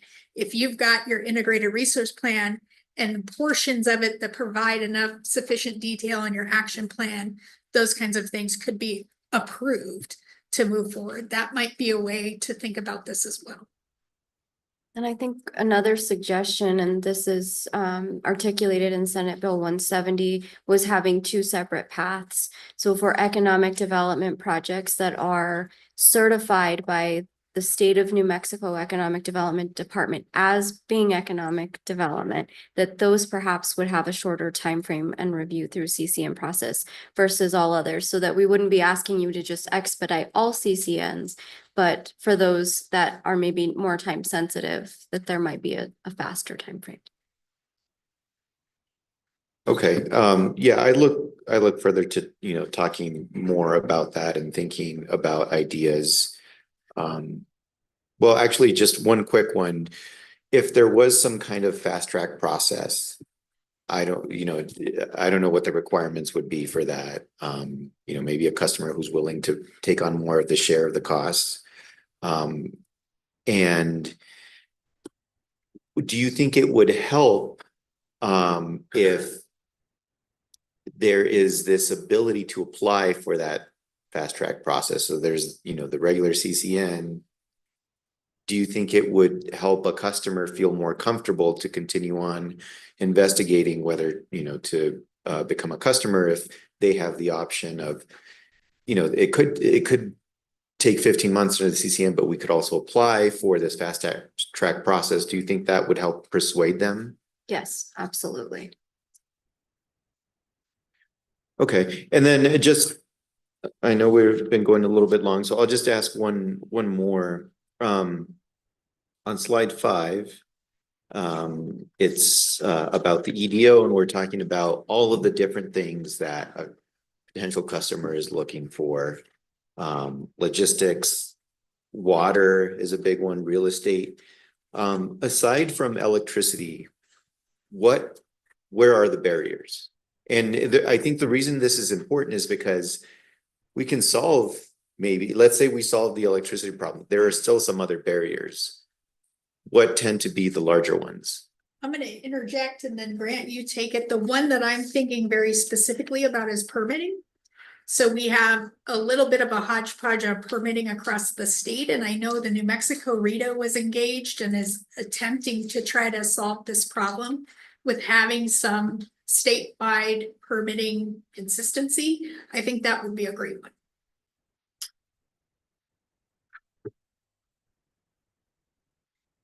To an increasing degree, it is electricity that it becomes the bottleneck for these projects. We do also want to acknowledge that this problem is not unique to the electrical utilities, but it also to water, also to natural gas. And we do try to address a more holistic approach in Senate Bill 170, that we are trying to allow for more pre-building with the other utilities. And then for some of the things like local zoning, local permitting, there are organizations like NAOP and others that are trying to address those at the local level to try to expedite what they can. And I do want to clarify that Senate Bill 170 was not created by PNM. It's not our bill. It was a collaboration of all utilities working together with the State Department of Economic Development to figure out how do we enable for all utilities the ability to support economic development and growth. So all of the utilities are dealing with the same challenge. Thank you. Thank you, PNM, and I think this is a great conversation.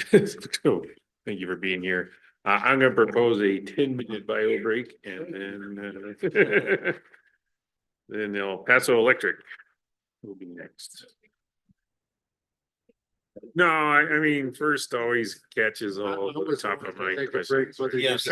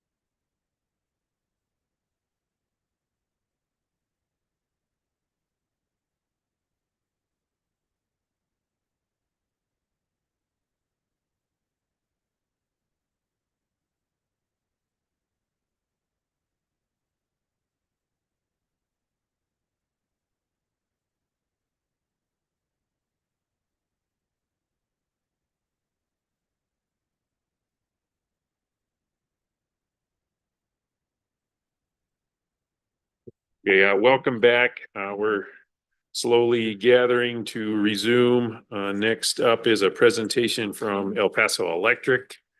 And gentlemen, just introduce yourself, hit the button so your mic's green, and floor is yours. Great. Good morning, almost afternoon, but pleasure to be here. Thank you for the opportunity. My name is Omar Gallegos. I am the Vice President of Energy Delivery. Prior to that, I was 5 years Director of the Resource Planning, so went through the IRP process. I'll let Ryan introduce himself. You gotta find the button. Push the light. Okay. My name is Bryn Davis. I'm Senior Director Asset Management for El Paso Electric, but I've been engaged in the system planning processes, the building of transmission line substations. I think I've done the last CCNs that we've done for those activities. And with my compatriot over here, Eric, we deal with all the large load entities and trying to I'll say shepherd them through the process as well as try and shepherd our process to support them. Good morning, Commissioners. My name is Eric Montgomery. I'm the Director of Economic Development for El Paso Electric. I've worked in economic development in New Mexico for the better part of 15 years in the public, the nonprofit, and private sector industries. So, thank you.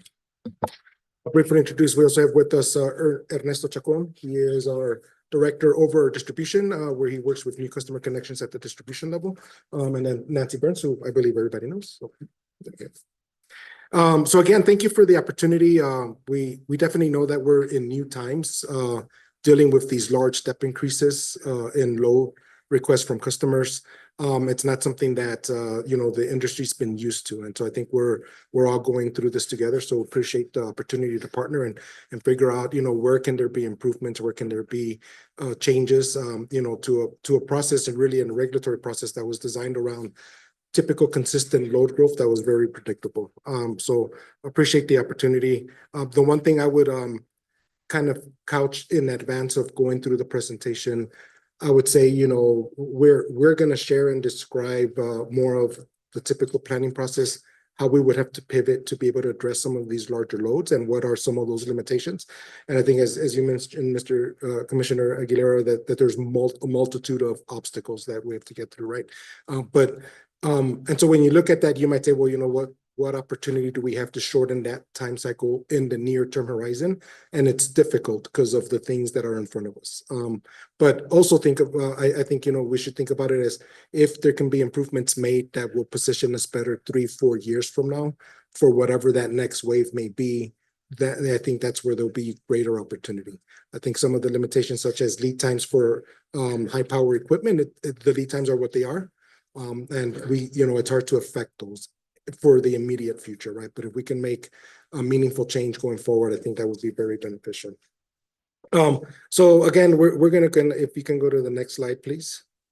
As has been echoed a little bit earlier today, we've built our systems and our planning processes around the aspect of need. And whether we do loss of load expectation or planning reserve margin, we look for an adequate amount of reserve margin for reliability. Those reserve margins don't cover gigawatts of load customers, right? And so that's kind of what the process has been geared around. We are not sitting on a lot of excess generation resources or transmission capacity in the system because we've kind of governed to that methodology of planning. So we have a multitude of things occurring at the same time that are kind of making this issue a little bit more critical in terms of large load growth and higher than expected demand. And at the same time that there's this supply chain challenges with lead times of 3 to 5 years for high power equipment. Gone are the days that we could quickly pivot and address a need and say in 2 years we can get something up because we can get equipment in 12 to 18 months. And so that's on top of the situation. We have the nearshoring efforts, a lot of more manufacturing interest, which is great. But all of that is just compounding upon itself. And so we do have lengthy permitting for transmission lines, and it's not just CCN permitting, right? We have they mentioned getting the permitting through the lands. If there's federal lands, there's BLM land, national parks, those are also lengthy in process. If we can go to the next slide, please.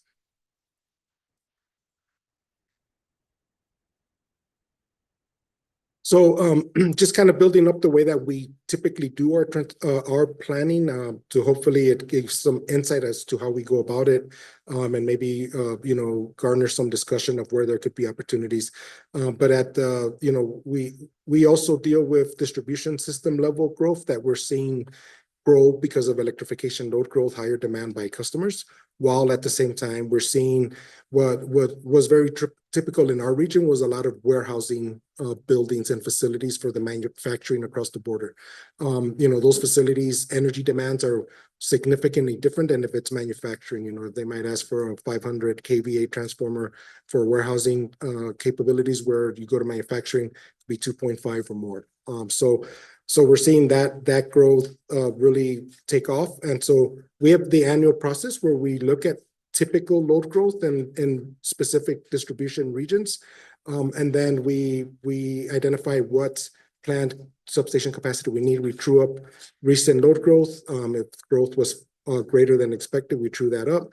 If there are known requests that are in the pipeline and we see a lot of market activity in an area, then we can adjust annually what we do. If we can go to the next slide, please. So then, the output of that process is a 10-year plan. We define new feeder additions, upgrades of feeders, where we need additional substations. What we've modified this year is we've looked at a 20-year horizon for distribution system planning so that we can more proactively identify where we believe we're going to need future substations. And so we're working hard to get ahead of being able to secure substation land in advance of needing to start construction at the substation land. Because by the time that the development is taken off and it's in full swing, it's harder to get our hands on the land, and it's harder for us to then move expeditiously. So we have this forward looking beyond the 10-year where we now say, in addition to those, if these areas build out, these are additional substations we'll need. And that really kind of initiates the planning for long lead items. We try to work with manufacturers to secure manufacturing slots for circuit breakers and substation transformers, that type of equipment, so we can secure slots where we issue the POs at a later date, but we contractually lock in some slots. And then it also feeds into a transmission system planning. We can go to the next slide, please. So in the transmission system plan is also an annual process. And it includes multiple inputs, right? It includes the loading at substation level. So it's the aggregate of all the distribution lead up, but also if there's transmission level customers that are looking to connect at a higher voltage at, 10, 20, 30 megawatts that they want to connect straight to the transmission system. It aggregates all of those, and it also takes into account all of the interconnections requests that have become actual large generation interconnection agreements that have been executed. So it takes a combination of all of that, and then runs the various reliability power flows to ensure that the system, what upgrades are needed on the system. If we can go to the next slide, please. So the output so we talked a little bit about all the different inputs that we take into that. So then it's just building up. I think we can go to the next slide. I kind of talked through these already.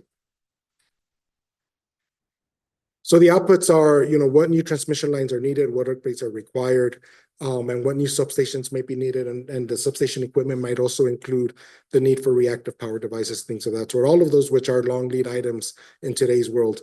But that then starts triggering what do we need to do in terms of routing studies to initiate the permitting processes. And there's multiple parallel paths that we take at that point. We also look at beginning to acquire the substation land that we may need for switching stations, for transmission switching. And then again, verifying that we have secured slots for the power equipment. We can go to the next slide, please. So this is just kind of intended to be a high level look at what that whole sequential timeline may be. and depending on, this is hypothetical, not knowing the length of a line. It's really agnostic if it's a massive line or not, but we'd have to go through routing studies, hire environmental consultants to do the full routing studies for transmission lines. There you can see that we typically would plan to run CCN and line location approval processes for transmission lines at the same time that we're parallel initiating the BLM permitting process if BLM land is impacted. If BLM land is not impacted, then that role goes away, and then we would just be looking at the process within the state. And then really it's at that point that we begin the formal land acquisition process for the transmission right away itself. And then we start dropping in orders for long lead items. The part that gets tricky at times is getting access to the land itself to actually start doing the true final designs, being able to get in geotech. So at times, if we get some of those access opportunities in advance, we can do that in parallel and do the design and kick off steel orders and conductor orders. And then we go into the construction phase. The rows on the bottom would be kind of the associated substations for them.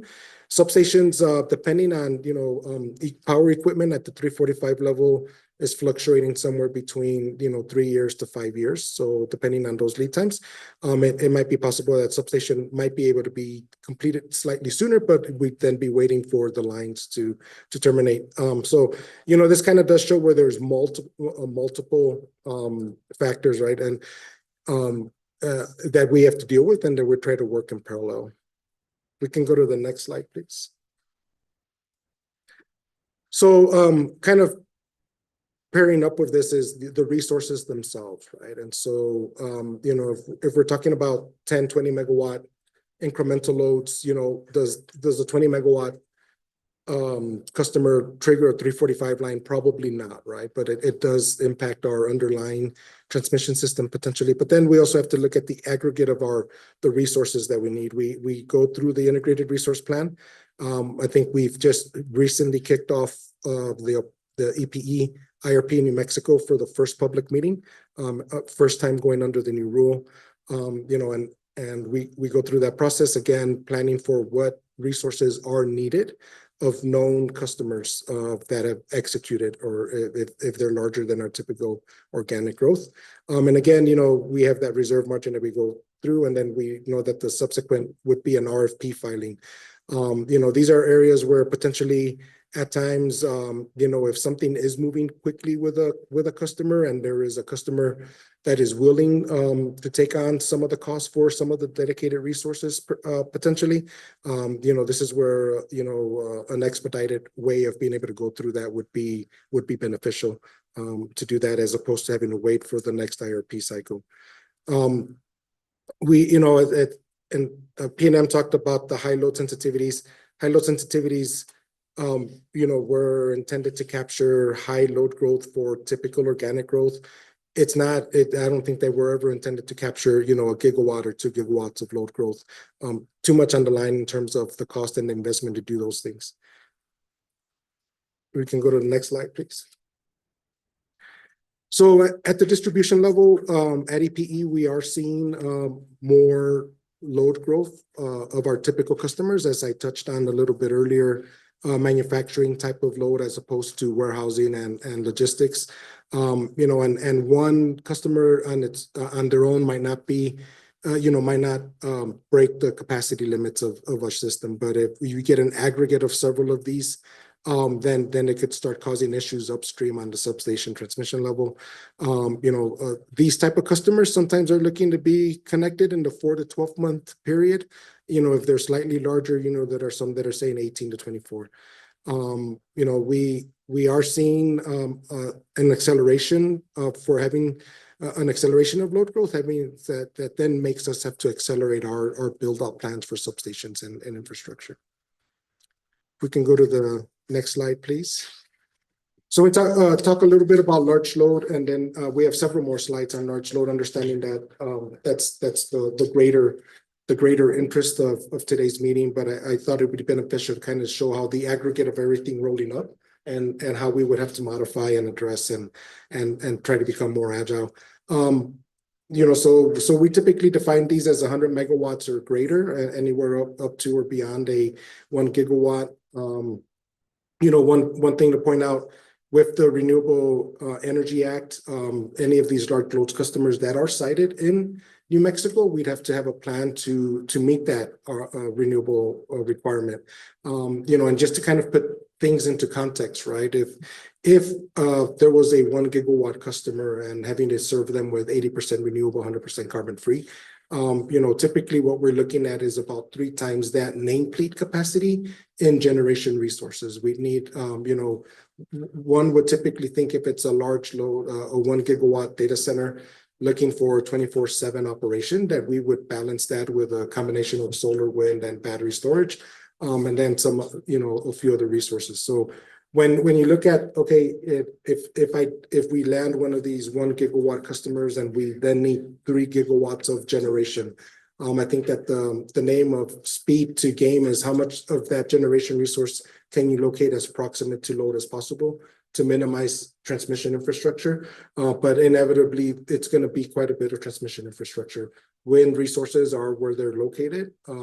There are some potential small pockets for geothermal, but just to kind of give the magnitude, if our current load at the moment is just under 2,400, and to your point, if we're going to add another gigawatt to that's 50% increase, it is a lot of generation resources and a lot of infrastructure. And we've touched on kind of the timelines of transmission infrastructure build out and what that takes, right? So this is where the time really starts adding up.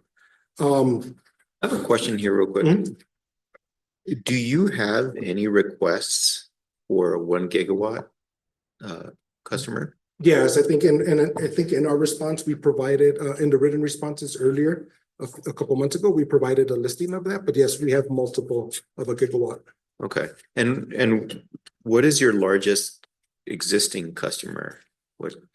Our largest single source customers, and I would exclude the military of Fort Bliss because we serve them through multiple bases. That's probably our largest transmission level customer. But I think we have about 6 substations that are serving them. At one side, it's probably the Vinton steel arc furnace. 40 going to 60. 40 megawatts going to 60 is the largest single site customer that we have at the moment. Thank you. Sure. So there was some discussion earlier of the possibility of gas generation sited with a large data center of this type. We've explored that. We kind of look at that as a potential bridge to a full grid solution. We don't have all the details flushed out as to how that would be in terms of a transition. And I think that's where there can be also some discussion on what might something like that look, if there was the allowance for gas generation, because some of these large load customers do feel that they can do it on their own if they have to. We believe for the better of everyone is that we do it in a way that we can balance it out with our total system resources. So there's benefits to everyone, try to mitigate the amount of that generation. And then we know that there's potential, in the future. I've always, when I worked on the IRP, the big question is, what is that final race? Who's going to win that final race for the last 10-20% of firm generation? Would it be geothermal? Will it be small modular nuclear? Will it be hydrogen fuel? Will it be carbon capture, right? So I think, looking and exploring as to, can there be a bridge to a full grid solution to buy us time, are things that we're looking to explore. We can go to the next slide, please. So again, just summarizing the challenges, and then I'll hand it off to Brand to talk a little bit more about large load. Existing grid is built to the current needs and typical growth. We don't have the excess capacity. Power equipment is 3 to 5 years, and then the permitting, and then the Renewable Energy Act and being able to execute on all of that. So, I think sometimes there was some discussion about, regulatory certainty. As the timeline indicated, there's a multitude of regulatory processes that we have to go through, not just NMPRC processes, but environmental permitting and things of that sort. But, from our perspective, I think anything that can give us certainty and timelines, managing the processes that are in place to the tightest timelines possible, to begin demonstrating to these customers, hey, we'll get an answer in X amount of time. The fact that y'all have been closing out CCNs in a shorter time frame, I think it's a great indication. And if that starts turning into actual changes in what the timeframes are, that would be great. And then also revisiting the amount of sequential approvals. We talk about the IRP and the public process, then going into the RFP, and then subsequent to that, we then have to go into a CCN and or a long-term purchase power agreement approval process. And so it's to some degree, it's a revetting of similar topics. Well, once we go through an RFP, we have actual pricing. But when we talk about going through that whole sequence of events, that time adds up and builds up. So I think it is going to be a lot of the management of the execution of the timelines for those processes, anywhere where we can potentially explore expedited processes, that if we have customers that are willing, we have a 5 megawatt solar facility that was built for White Sands Missile Range as a dedicated facility for them. They signed a specific tariff of the tariff they were interested in, right? 5 megawatts doesn't compare to a gigawatt, right? But I think it might offer the avenues of the type of things we can explore, where if customers are willing to be off-takers at specific prices that don't impact the rest of our retail customers, that might offer an opportunity. If we can go to the next slide, and I think since we're hand up. Okay, I'm going to walk you through how we handle large loads, and we're going to start with what I'm going to call small large loads, and then we'll get into things that are hard to digest. The first ones we show up as what we call distribution scale beyond our normal processes, and Eric Montgomery and I really deal with almost all these that come in the door. And a traditional, what I'm going to call a McDonald's, a Walmart, a Target, they just go into our normal process. But we have what these boutique data centers, boutique manufacturing plants, and they'll show up at our door, and we'll vet them out, try and understand their process, understand their scale. If they're less than 10 megawatts, they don't have some very unusual requirement, and I'll come back to that a little further down. We will typically hand them over to our distribution process, to Ernie's folks, and they'll handle that. Ernie has the ability in his teams to punt back to us because it may be more than the substation has a capacity to handle. So if it becomes above about 5 megawatts, if he's got a problem, it'll kick back into us, and then we'll start escorting through the engineering design. Can we upgrade the substation? Can we add a transformer? Can we put mechanisms in place to make that where, frankly, then we can hand it back to the distribution side to deal with the load. Once we do the design solution through the distribution processes, and in very round numbers, where we have 13 8 kV feeders, a feeder can handle about 10 megawatts. And that becomes really important for us a little further down. If it's a 24 kV, it can handle about 18 megawatts. And really, when we start understanding loads, is a lot of these guys with loads become very risk adverse. How are you going to help me if I lose this feeder? How are you going to do that? We're now have a distribution system that's sharing smaller capacities and balancing loads out. So then we have to understand what is the mechanism to support them, or what is the risk tolerance they've got to bear in what I call an N-1 scenario, because we may not be able to handle it. So we work through that process and come up with what the solutions are, what the risks are. Some of them could be timing. Maybe it's an outage in minutes versus hours. If you're a data center, that's 6 cycles and it's over. So depending on who you are, it's a different scenario. The other thing that happens with these distribution scale pure large, and some of them are people who are at this load, but they really want to go to 100. They want to go to 8. They want to go. And so now we have to understand what our long game plan is while supporting their short game plan. And so we evaluate them, we bring them in. But all these distribution loads, when we have passed off to the distribution side, their load impacts our system through what Omar told you, where the distribution plan scales up the transmission system. That capacity is, I'm going to say, assumed in our system, and it doesn't come outside the process, but it's aggregate. So if we have lots of them around the system, they all percolate up, but we don't look at it at the system level. If you go to the next slide, where we're going to move to a transmission scale, and I'll step over the gap and then I'll come back. And we look at these loads of 50 megawatts and larger. Typical full-scale substation for us is 100 megawatts of capacity operating at 250 MVA transformers. So this is someone that's going to actually hit our substation more than half its design capacity.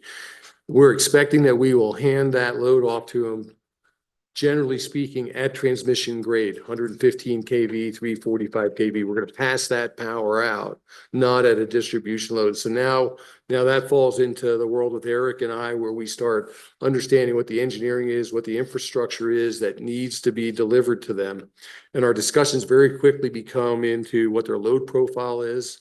Data centers are 100% on in most cases.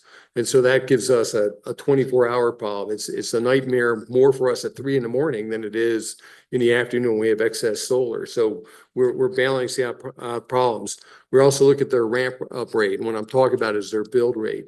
Most of these facilities, if it's a data center, they can start dropping 10 megawatts a month on as they start populating their activity. It takes them right now from when they break ground anywhere from 12 to 16 months to build a building, and then they start drawing power. And so then we balance that out into our transmission load and do that. And the way that happens is we actually start doing a system level study, system impact study to evaluate how they are, I'm gonna use the word hurting us. And I say that is they put this big pressure on us because we're gonna allocate costs to that load where there are directly attributable activities to them. Those are monies we put that this is on their side of the bill. And then we go back and look at our overall system and where we'll get the power. That timing can take years.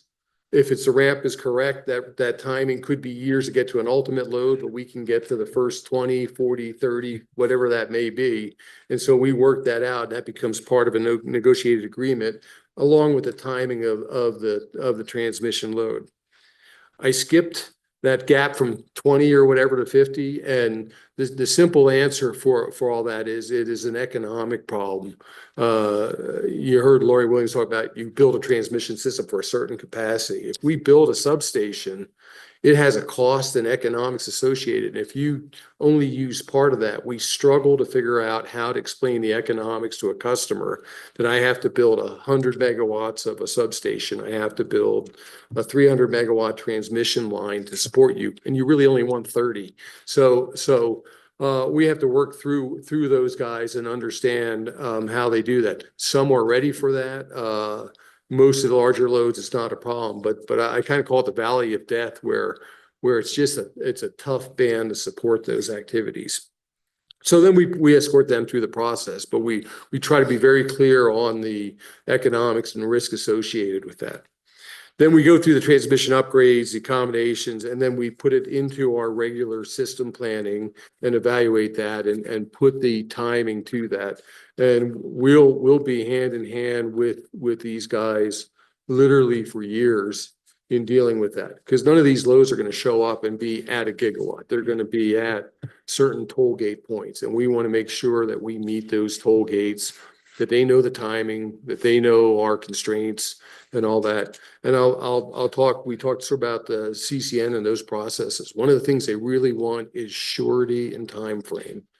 They may want to be faster, but they want to know where it is. And so if we answer questions in, that could be a year, that could be 2, that could be 27 months. Those things don't work out well with them.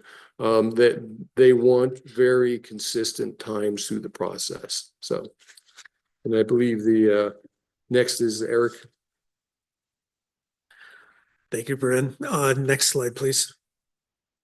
And so Bryn did just touch upon this first bullet point. We took it a step further to talk about for those uncontested CCN applications. I know that doesn't happen all the time, but I think a nexus for the commission is to look at those operations and establish a directive at the beginning that can expedite the process and help push that through. There was mention both by the Deputy Cabinet Secretary and PNM about Senate Bill 170 and the impact that can have on both cost recovery mechanisms and for advanced purchases on long lead time items. And certainly, I think that helps to address what we're dealing with on the supply chain side. That's not necessarily a commission focus, because certainly, as we've said, the lead times are the lead times. But just wanted to highlight that cost recovery mechanisms for economic development projects and putting an emphasis around economic development projects, whether it's in speed or how we handle the situation, presents a solution opportunity. The additional way to look at this would be through the efforts that the Deputy Cabinet Secretary alluded to, which is another Senate Bill 169, and that's a site readiness program that the state currently has and is enhancing with additional investments. In that legislation, they are looking at establishing what they call economic development zones. And so, like what the commission had asked, are there repetitive responses or interests around specific or targeted geographies throughout the state? What this legislation does is it helps to identify those locations as economic development zones so that investments and focus can be targeted.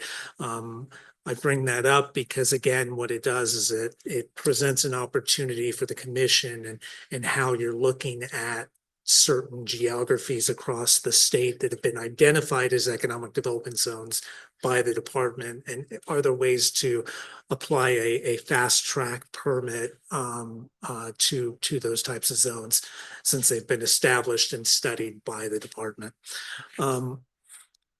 We've touched on bullet point number 3 with creating better regulatory certainty. I think our partners at PNM highlighted that very well.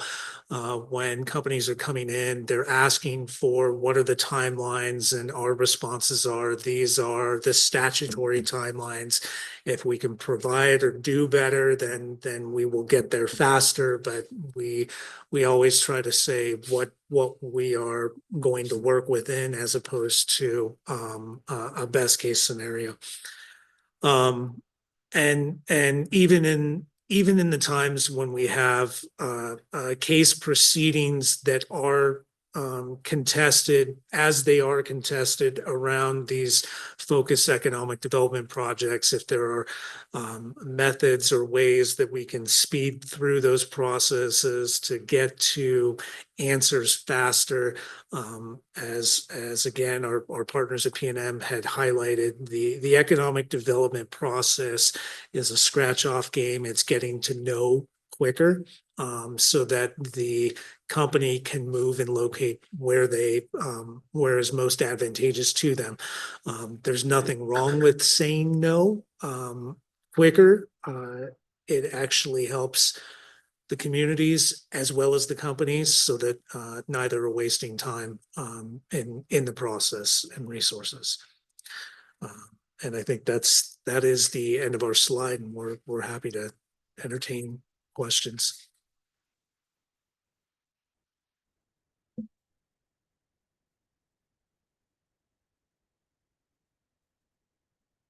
You got any questions? I have one on this slide, and since you were talking about SB 170, are you familiar with the CREZ zones in Texas? And just wondering if you could speak to how those work. Not directly. I'm not very intimate with that details of that. We know that they were kind of for, I think it was for promoting renewable energy zones and moving that power from central West Texas back towards the eastern side of Texas. But I'm not too familiar with the details of it. Okay, thank you. Commissioner, we've not had any of those zones established in our region. Thank you, Mr. Chair. One question I have, we were talking to some of your folks yesterday or the day before about the decision to join the Southwest Power Pool Plus organization, for lack of a better word. And looking at the map and the reality of the situation, it seems to me that you're going to have to, at some point, address securing some transmission to the east, probably coming into southeast New Mexico at some point. There's already a problem with respect to transmission in southeast New Mexico, as I've already alluded to. And it's you'd say it's a 20-year process for transmission. Have you started looking at any plans to accommodate that decision to maybe go with the Southwest Power Pool Plus deal, and what your potential transmission needs are going to be? And are those things already in process, or is those things you'd be looking at here fairly quickly?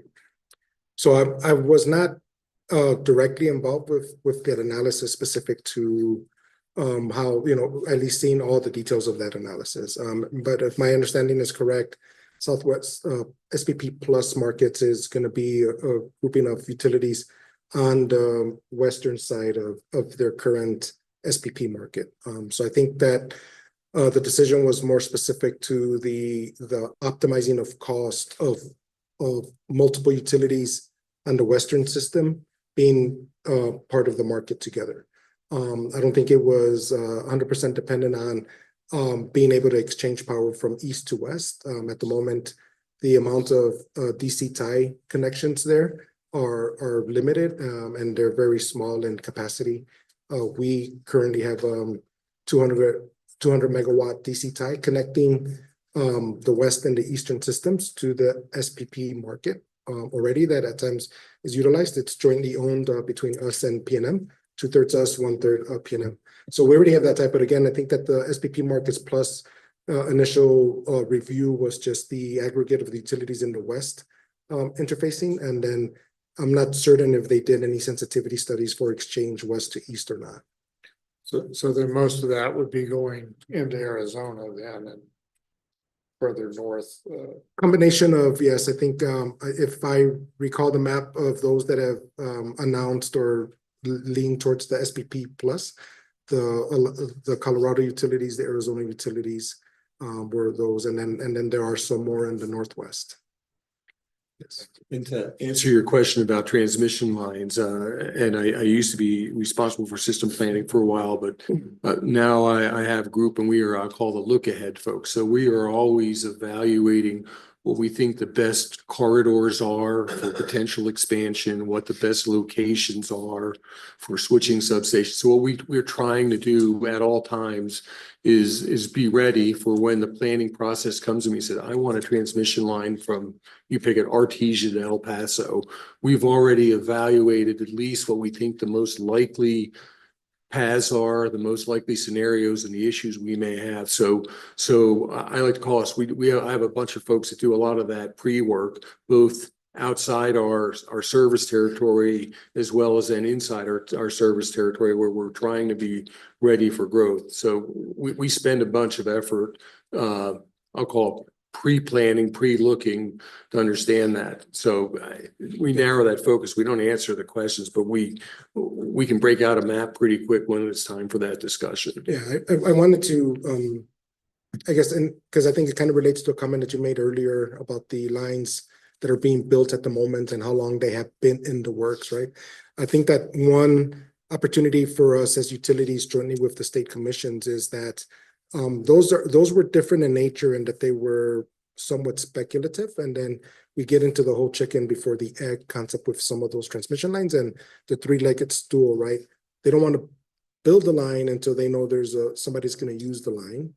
Let's say a renewable developer doesn't want to sign up for the service for the line until they get a off-taker for the renewable energy. And so they don't want to sign a contract till till the customer says, I'll take your energy. Then it's okay, now that I have a contract for the energy now, but the person doesn't want to sign the contract for the energy if they don't not certain that the power will get to them, right? So I wouldn't say that a 20-year timeline for a transmission line of that type would be the same as once you already know there is a need and a load. That's why in the 345 scenario, we kind of showed about a 5-year trajectory.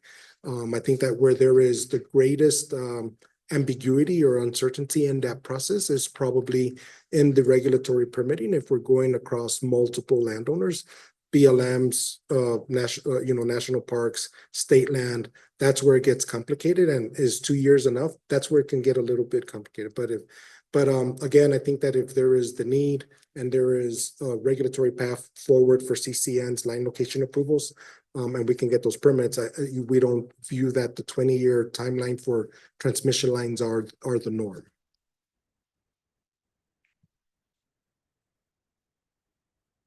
Yeah, thank you for that. And as always, thank you for driving from El Paso to be here.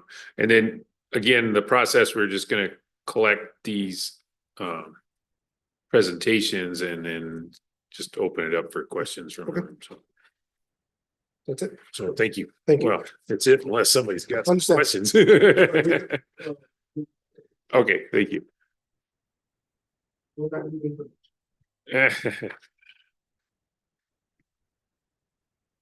Okay, so the third presentation is Excel Energy. That's for New Mexico's purposes, Southwest Public Service, and we have with us in human Zoe Lees.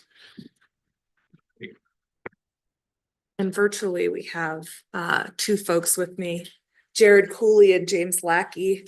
Thank you for allowing them to present virtually today. Our service territory has been experiencing some extreme cold and rain and ice last night, including fog this morning, so driving conditions were not safe. So I asked that they stay home and present virtually today instead of driving early in the morning to get here. So thank you for allowing them to do that. Good afternoon, Commission. Thank you for having us. I'm Zoe Lees. I'm the Regional Vice President of Planning and Policy for SPS. With me today is also Jared Cooley. You all have met him before. He is SPS Director of Strategic Planning. I also want to take the opportunity to introduce you to James Lackey. He is stepping into the role of Director of Customer Relations for SPS. James has been with Excel for the past 17 years. He's a native of Aztec, New Mexico, and started his career with Excel as a plant engineer at the Cunningham Station in Hobbs, New Mexico, which you had the opportunity to tour last year. James has advanced through many roles, including senior engineer and a key account manager, and we're really happy to have him as a resource today and on the SPS leadership team as well. Our presentation today focuses on providing you an overview of the SPS process for new service interconnections. So thank you for the opportunity to go through those processes and to walk you through those. As you heard in Hobbs last year, Commissioner Aguilera, Chairman O'Connell, and Commissioner Nybert, as I'm sure you have been hearing over the past year, SPS's service territory is capacity constrained. We do have capacity constraint issues, and it affects our customers' ability to interconnect to our system on the timelines that they desire. Many of the processes we'll talk to you today they interlace with the processes at the SPP and also interlace with the processes here at the Commission. We have many customers, as you saw from the attachment and bench request, that are waiting for the Crossroad Hobbs to Roadrunner line to be built in order to to interconnect with our system. So we have a lot of customers who not only are moving through the study processes to interconnect with our system, but are also waiting for some big infrastructure projects to go through in order to connect, including the construction and connection of the forthcoming resource portfolio that will result from the RFP that closed in the beginning of January. That RFP was issued as part of the IRP process that we started in April of 2023, and that you all accepted in February last year. So as members of the SPP, our processes, again, to interconnect our customers are different from other IOUs in the state. Jared Cooley is going to, or excuse me, James Lackey is going to start off by discussing what our process is for connecting distribution level customers. And then Jared Cooley will go into those larger transmission level requests and what our process is in order to connect those customers as well. We'll end by kind of providing you an overlay of all of the timelines of the SPP to interconnect customers, and to study load, to study transmission that's necessary to meet load, and to study generation, overlay that with regulatory processes here at the state. So I'll pass it over to James. Good morning. Thank you, Zoe, and good morning, commissioners. Thank you for the opportunity to speak today. I wanted to just run through this slide that you have in front of you over our interconnection process.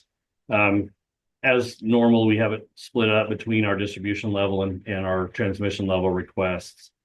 So I'll follow this with a little bit of a flow chart on the next slide that'll kind of step us through this process.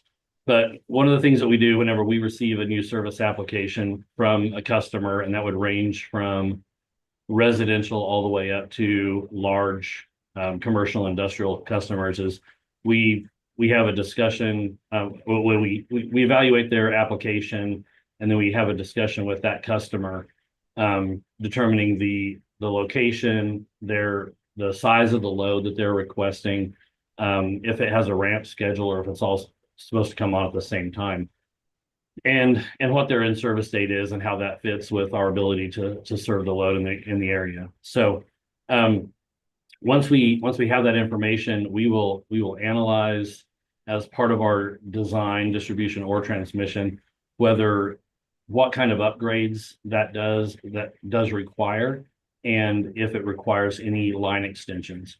And for each one of those line extensions, that adds more to our evaluation process, sometimes requiring right-of-way through BLM or the state land office, or sometimes across private land. So one of the things that we do on our distribution request is we look at how those multiple small requests come in and how they influence or impact our overall distribution system, and then our transmission system on top of that. So we as part of the study process that Jared will go over, we'll look at how we take these smaller loads and we cluster those loads together and send those off for study so that they're actually not missed in the evaluation that's needed of the entire system. And then we work with SPP to see what's needed there. So on our larger transmission level requests, typically, and honestly on our large industrial customers who are more diversified in where they're located. We have many refineries, but we also have multiple customers that have, let's say, exploratory production wells, things of that nature that are spread over a large geographical area. So we work with those customers in our account management group that I lead, and those relationships with our largest customer group are really vital and actually presuppose the typical process that a normal customer might go through, as we have these annual planning meetings and work with them and see these loads coming, sometimes years, multiple years down the road. So as we evaluate those and we see those coming, and we have those discussions, it helps us plan much better and have a greater understanding for the customer need there. I'll let Jared talk about the AQ requests after I kind of run through this next slide.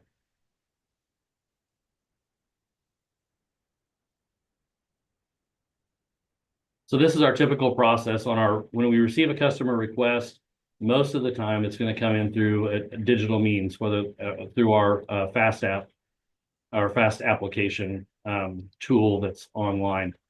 And so we do that with our individual homeowners, developers, small commercial, and some of our large commercial customers use that also. So we'll create that a new account, or we'll add this new premise onto an existing account for a customer. And then we would create a new job internally as we go through the process flow, we track that job. So we'll assign a designer if it needs an account manager. Let's say it's a large load that's coming out of our economic development side that has been identified as a new load for the area. We'll assign an account manager, and our economic development team and our account management team will work with this new customer as they come in, because most of those loads that are coming in that are large enough will be on that transmission level side. So we'll initiate that customer contact. We'll go out and have a field visit with that customer, have a discussion about their load that they've requested, what those loads look like, how they expect to be served. We visit with them about our rate structure, things of that nature, so that they can have a better understanding of how we can serve them at the most economical and expedient time frame. Then we work together to select a point of service based on where our existing lines are, whether we're going to need a line extension. And then we start walking through other processes like right-of-way, environmental, those kind of things. Then we get to really a big decision point. And that's when we start to evaluate their load and how that load is to be really served by doing internal studies through our area engineering group, and then through our integrated system planning team. So we'll do the design, complete that design, and if there's any charges that are required for an extension that are outside of the policy, then we will process an invoice to that customer. Then once that invoice is paid, we go through a design approval process, order the materials, get that job onto the construction queue, construct it, and serve the customer once we have a meter installed. So that's really the basic and simple flow of that process from request to connection. There are some intricacies in there depending on the customer size, the load size, whether in that load evaluation, whether we move that load to into a group of small clusters for a smaller KW load, or whether we just go ahead and tell that customer at that point they need to move up to that AQ process and go through the SPP load study and start working with our transmission customer relations group. So I'll take it from there, hand it over to Jared, and thank you again. All right, thanks, James, and good afternoon, commissioners. Next slide, please. Detailed into the interconnection processes that James was alluding to.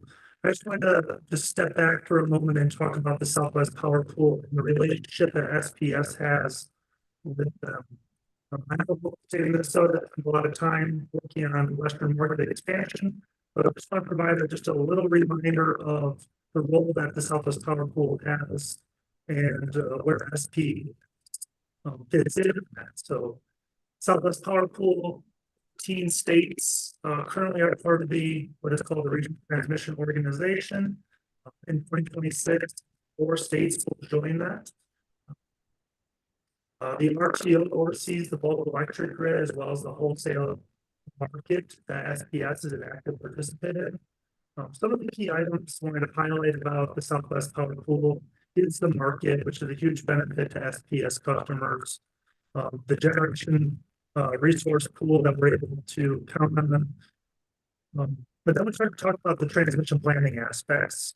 The Southwest Power Pool has an annual study called the Integrated Transmission Planning Process, the ITP. And that process looks at reliability and economic studies and drives a pretty robust portfolio of transmission solutions annually that SPS has typically had a number of projects identified. In 2024, that finalized back in October, SPS had about $2 billion of projects actually identified in our Texas and New Mexico region. Here today.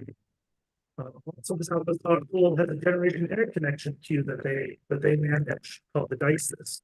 And this is an important aspect because this ties into what Zoe talked about before about the IRP process, but it also ties directly into the loads and how loads and load studies and load requests eventually get into the DICES process that actually has an impact on the results of those studies. And then there's the load interconnection process, and this is where I'll talk quite a bit in the coming slides, which is called the attachment AQ process. Attachment AQ is a portion of the Southwest Power Pool tariff that specifically talks about delivery point additions and the studies that both SPP and SPS are expected to complete, time expectations.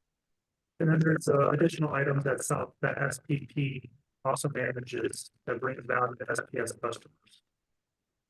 Next slide, please.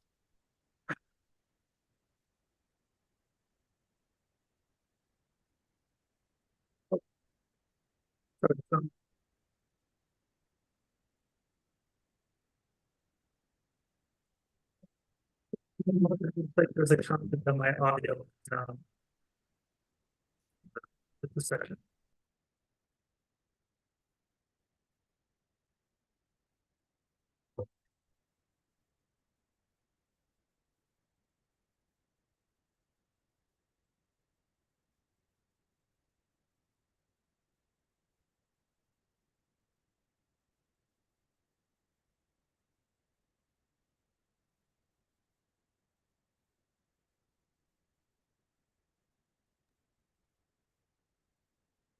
All right, thank you. Sorry about that. I swapped offices with Mr. Lackey. Can you hear me now? Yeah, Jared, it's much better. Thanks. Thank you. All right, apologies for that. Moving forward, I want to talk about the attachment AQ process that the Southwest Power Pool facilitates for us. This is an important collaboration between SPS and SPP. It's about getting studies done to identify the network upgrades needed to serve new load in the region. Now, obviously, that's an important part of us as a utility, but it's also an important part for have that transparency relationship with the regional operator, so they're aware of the load that's coming on, as well as helping facilitate the right transmission upgrades needed to support that load. So the SPP tariff actually describes, as I said before, the process and the timeline for doing those transmission planning studies and the expectations of SPS as well as SPP. Where SPS really falls in on this is we are required to submit all new delivery points to the Southwest Power Pool for study. That means that if there's a new distribution substation for SPS that needs to be studied, if there's a new transmission level customer that actually is owning and operating their own sub, that also needs to be submitted to the Southwest Power Pool for study. We also utilize the AQ process for situations where we have more than 1 megawatt of new load growth at an existing sub, or in situations where we're expanding substations, adding additional transformation. And the goal of utilizing the AQ process is historically we've gotten timely responses as well as network upgrades needed to address the growth at those locations. We have run into significant challenges over the last couple of years in this, and I'll talk further on that in a moment. Once the study work is completed by both the Southwest Power Pool and SPS, network upgrades are identified. Within the Southwest Power Pool, a majority of those network upgrades, if identified by the Southwest Power Pool planning staff, those projects will actually be cost allocated across the membership. If projects are less than 300 kV, those projects would be 2/3, 1/3 within the SPS region and then the whole SPP region. And if the projects are over 300 kV, then they are on a load ratio share across all of the Southwest Power Pool footprint. And so there's a lot of benefits to SPS customers of utilizing the AQ process to get network upgrades identified. Once the network upgrades are identified and the studies are complete, then we move forward with the customers on agreements. And again, I'll lay that out further in the next slide with a detailed flow chart. Starting in about 2023, SPS has started to see significant delays in our ability to get projects and load requests through the process. A lot of that is due to the volume of load requests and complexities that are situated with that. One of the items that we did pull forward and that we've been working in collaboration with the Southwest Power Pool is the utilization of cluster studies. Historically, the Southwest Power Pool would look at new load interconnections on an individual basis. So they wouldn't look at if there was multiple requests for new substation additions or increases within the same geographical area. They would only look at them individually and identify the results. What we've pushed and we've been able to work through with the Southwest Power Pool is to take projects that are, or locations that were submitted around the same timeline in the same geographical area and treat those as one larger study with the purpose of hopefully identifying more holistic and larger projects that would solve the issues in the area more readily versus having smaller projects that are maybe disconnected from each other. Next slide, please.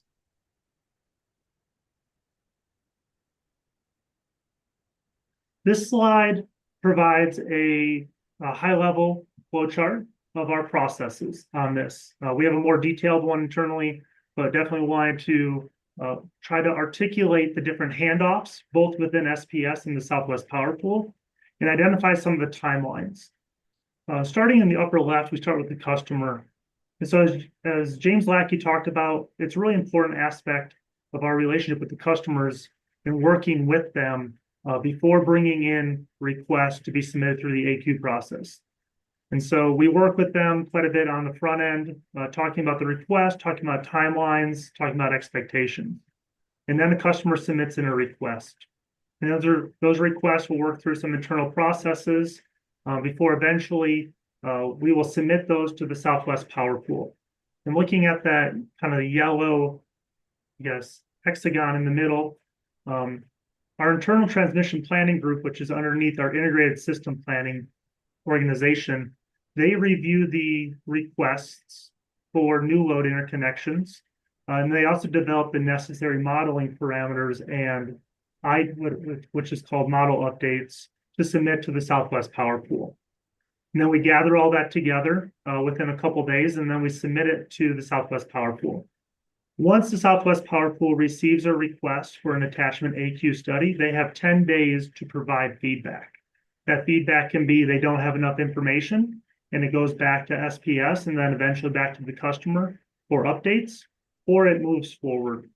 And within that 10 days, the Southwest Power Pool also performs a screening study. The screening study is a very high-level look at just the transmission lines in the local vicinity around the new delivery point or the location where load is increasing. And that screening doesn't perform any power flow or economic analysis. It just looks at a change of the amount of loading on the transmission lines. And so sometimes those studies don't truly identify whether or not a new load is going to drive transmission upgrades in the region, since it doesn't perform any voltage assessments. But this is a part where SPS is able to work with the Southwest Power Pool. If the Southwest Power Pool identifies that further analysis is needed, that'll move forward into a process in which we will then have to work with the customer to get funds to provide to SPP to perform that study, as well as sign an agreement. If SPP does not identify the need for a study, SPS still has the right to ask them to perform a study. And this could be because it's in an area where we're seeing additional load growth being identified, or we felt that something was missed in their screening study and that further assessment is needed. So once the customer pays the invoice and an agreement is put together, it goes back to the Southwest Power Pool for a study. And I want to kind of highlight that green circle kind of on the right middle. That's where SPP performs the DPA, the Delivery Point Addition Study. They work with our integrated system planning group on cost estimates, and they complete this final report. This is the linchpin of the AQ process. This is the study in which SPP and their transmission planning staff will run an analysis on the load or loads that were submitted. They will identify the transmission buildup that they believe is necessary to support that growth in that study. And then they'll work to finalize that. And that, at the end of the day, SPP's finalization is what drives our ability to get projects through the cost allocation efforts of the Southwest Power Pool. This is also one of our big time constraints, as the tariff actually requires the Southwest Power Pool to perform the study within 60 days. The Southwest Power Pool staff does have opportunities to extend those timelines if needed. And I'll talk about that further in a few minutes. Once the Southwest Power Pool finalizes their study results, SPS also finalizes our studies. We feel it's very important that we perform our own assessments in parallel to make sure that the needs of our transmission system are being captured accurately in the results of the Southwest Power Pool studies. And so there's a lot of active back and forth during that 60-day plus window. As SPP is doing their studies, we're doing ours. And we also finalize our own report. Within our report, we identify more detailed expectations around construction schedules, costs that the customer will bear, costs that will be rolled into the network costs for the region. And that is what we then share with the customer at the end of the day. SPS struggles with finishing our studies until the Southwest Power Pool is done, because until we know exactly what the Southwest Power Pool network upgrades are going to be, we cannot do all of our final estimates and cost breakdowns for the customer. And so that's just a significant delay oftentimes in the process of providing timely feedback to customers. But once we have all that, we then move forward with our customers to create a transmission tap agreement. And this takes a couple weeks. Then we provide that to the customer. We typically try to have the customers provide feedback on that tap agreement within 90 days, so we can move forward with the projects as necessary. Once we get the customer agreement signed, we take it back to our integrated system planning group to initiate the transmission projects needed to facilitate that load interconnection. And that is then handed off to our project management teams that facilitate estimate creation and review, and then getting teams assigned and timelines are then provided to the customer. And so it's a robust process. There's a lot of timelines in there. There's a lot of opportunities where things can get elongated, whether estimates take a long time to be received, whether the timeline in which we're able to finalize the Southwest Power Pool study takes to get done, and then the ability for SPS to double check, and then even getting the feedback from the customer. Sometimes what's not highlighted in this flow chart is the time that the customer may have been waiting for the study to even be kicked off. And if we can go to the next slide, please. The next slide is the same as what I had before, but I wanted to highlight two parts in red on this one. One is the upper part of this flow chart is done, as I said before, kind of within 10 days by the Southwest Power Pool. And then there's a contract that gets signed, and dollars are then submitted to the Southwest Power Pool for that upcoming transmission planning study. But where we're sitting today is that once customers pay that invoice and sign the agreement, they are then entered into a queue. And we have seen this queue stretch for greater than 18 months in some cases before loads are even moved to the next phase to be studied by the Southwest Power Pool staff. And this is due to multiple reasons: significant volume of load requests that have been submitted, the complexities of performing the studies. The studies are taking significantly longer than that 60-day timeline that's granted within the tariff. And again, there are extensions allowed within the tariff. And so that is really driven a long wait in the queue from when a customer has outlined their load and their timelines to when a study is actually being performed. And then, as I said, the study performed by SPP itself has taken significant times. Just looking back at the last study that is underway, the loads that were in that study were submitted in early to mid 2023. The study was not kicked off until April of 2024, and we're just now finalizing the network upgrades out of that report. So these are the type of constraints that we are working through with the Southwest Power Pool. So these are the constraints that our customers are facing as they're waiting for updates from us on timelines and schedules and what are the network upgrades that they may be asked to help pay for or that they need to wait on until their load can interconnect. So these are significant impacts to customers that we're well aware of, and we're trying to work with the Southwest Power Pool to do things faster. Next slide, please. This is a chart that we've shared at different public forums, and so I wanted to bring that today to the commission to again highlight why we see so many of these delays and challenges with the Southwest Power Pool and getting studies completed. Looking at 2022 and 2023 and 2024, you can see a significant amount of requests through that attachment AQ process starting in 2022. We had over 5,000 megawatts of requested load.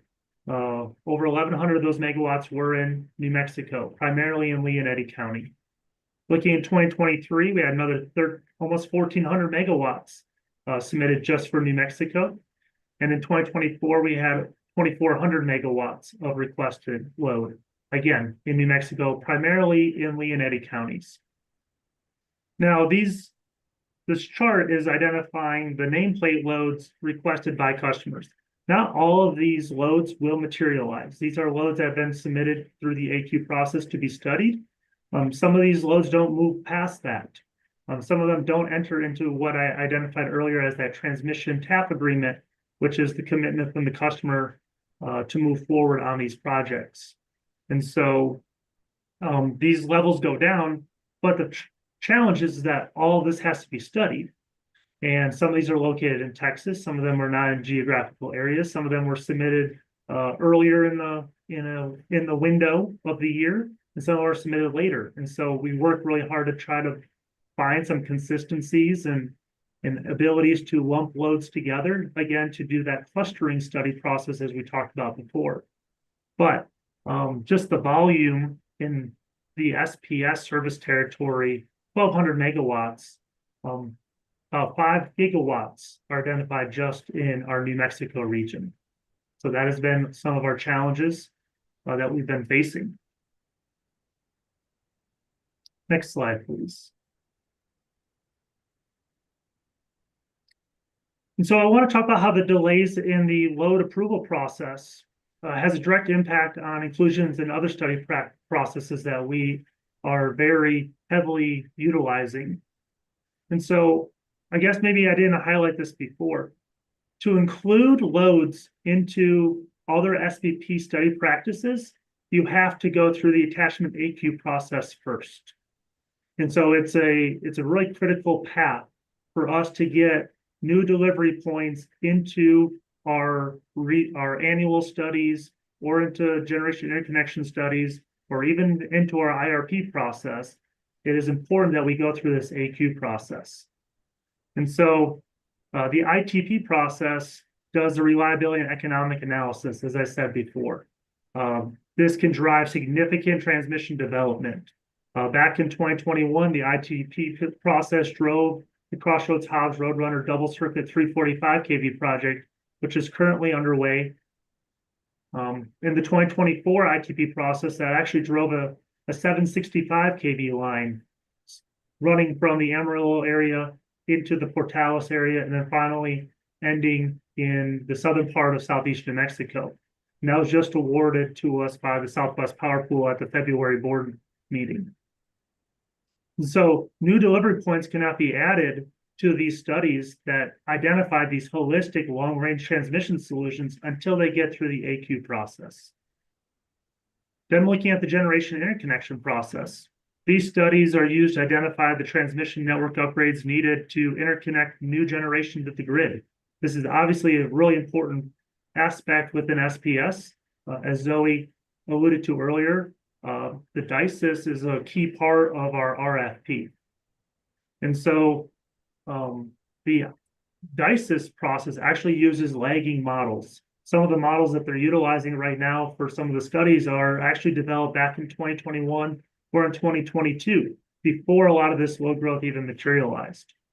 But as more load enters into the DICES models, what it could do is reduce some of the network upgrades and the constraints that is prohibiting generation from moving forward within our footprint. And so again, getting studies performed through the attachment AQ process could eventually hopefully lead to lower costs on generation interconnections.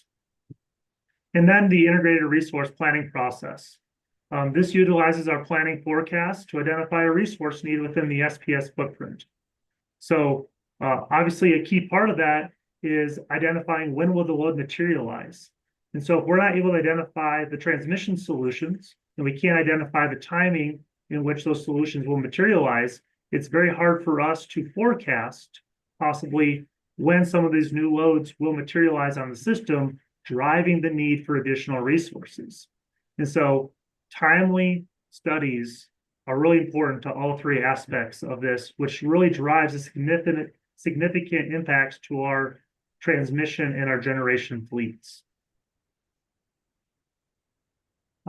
Next slide, please. And this is the last slide with another chart to walk through to share a little bit of information, again, of how this all interplays together. Starting on the left side, this is identifying Q2 of 2023, Q4 of 2023. We submitted some load updates to the Southwest Power Pool. This load was derived out of some of those 2022 load requests, but then and those that went underneath contract, we're able to make some updates to the planning process. Well, those load updates in the summer of 2023 were then utilized as part of the 2024 ITP process, which finalized in October of 2024.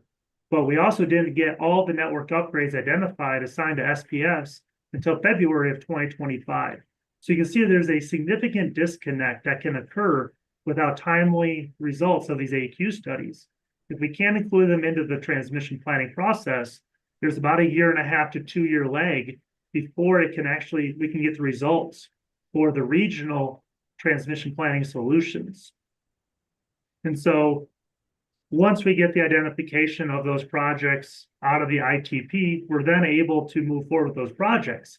A lot of those larger scale projects, as was talked about by PNM and El Paso, are multi-year projects, 3.5 to 5 years minimum. And many of these projects, if they're large enough, especially the 765 kV line that was just assigned to SPS, that will require regulatory approvals through a CCN process. And so there's timelines that just are inherent in the process that make timeliness of getting things built in addition to the supply chain challenges. Another aspect in here is the RFP aspect. So as Zoe talked about, we kicked off that IRP in 2023. And so we were able to build in some of those load forecasts that were identified back in 2022. But what's not in the IRP forecast is the 2023 loads or the loads submitted in 2024.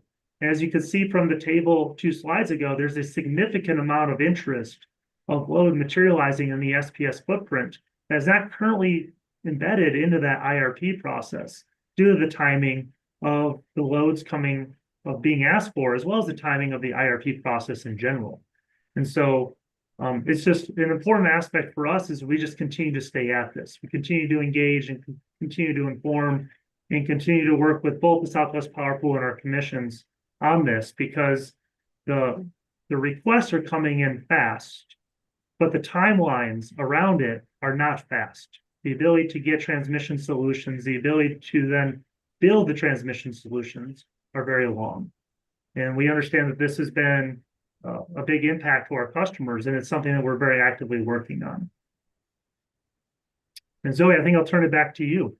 Yeah, thanks, Jared. So I think there's a couple of important things to note about this timeline. First is there is kind of a 1.5 year lag between the time that we supply SPP with a load forecast and once they come out with a finalized ITP.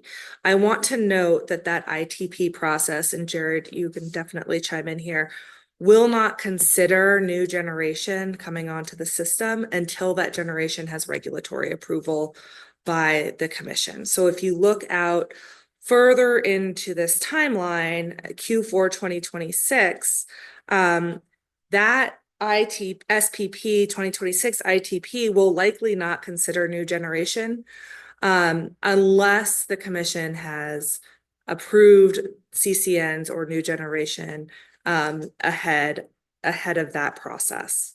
So I think there's an interplay there that's important to note. Jared, is there anything you want to say about that, being our SPP expert? No, absolutely. And nothing to add really, Zoe. That's absolutely accurate. The Southwest Power Pool doesn't allow you to put generation in the models until it has a GIA, or in our case, we don't want to put generation into we can't put generation in the models until we attest to it. And we don't attest to generation until we have regulatory approvals. And I know the purpose of the open meeting today was really to discuss the processes of getting new service interconnected. And I think we've accomplished that, but I've also provided you the timeline that we're currently experiencing now through the IRP process. Obviously, the current IRP rule was passed before this commission, and everybody, all utilities are working through it for the first time. But I think it provides you some good information on how that timeline interplays with the timeline challenges that we have at the SPP as well.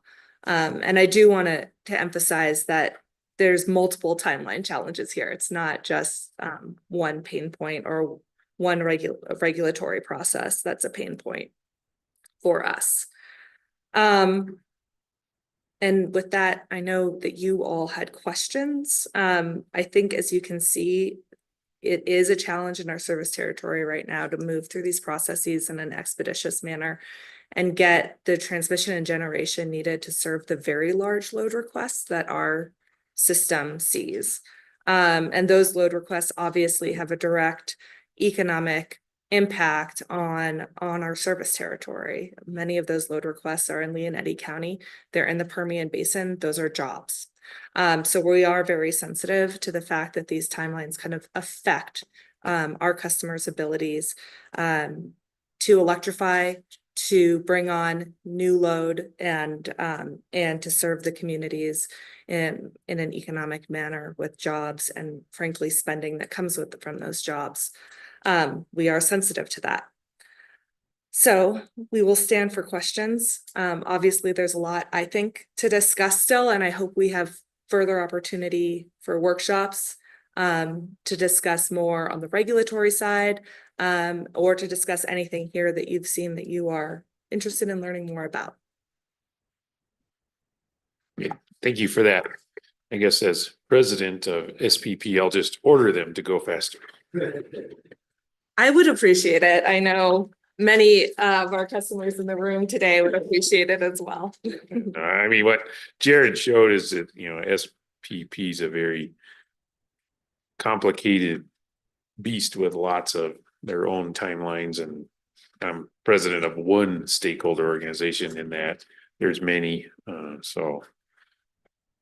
and they're aware of the problem. That doesn't mean the solution is imminent.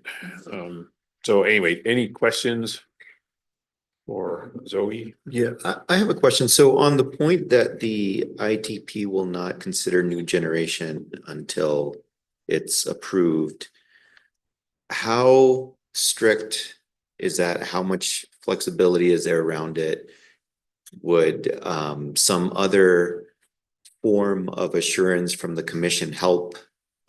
Maybe like a petition for declaratory order, or is there, not having read it, how flexible is it?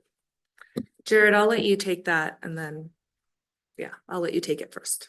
Yeah, Commissioner, thank you for the question. What I'll say is that the Southwest Power Pool does not want us to, or we also don't want to include speculative generation to possibly mask the wrong transmission solutions, or to identify possibly transmission solutions that are not needed if that generation doesn't actually materialize. And so there's a lot of risk with including speculative generation possibly into the process.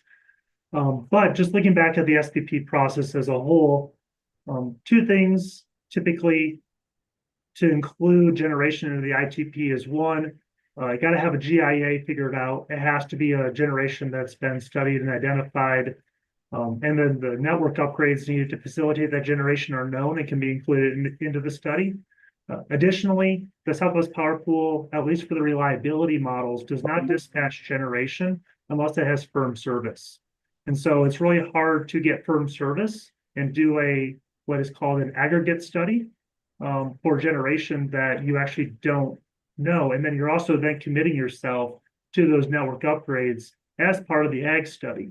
And so we can look into that further, Commissioner, just to verify all that, but those have been the hurdles that we have run over in the past of not including a generation outside of commission approval, since there's a lot of dollars associated with that.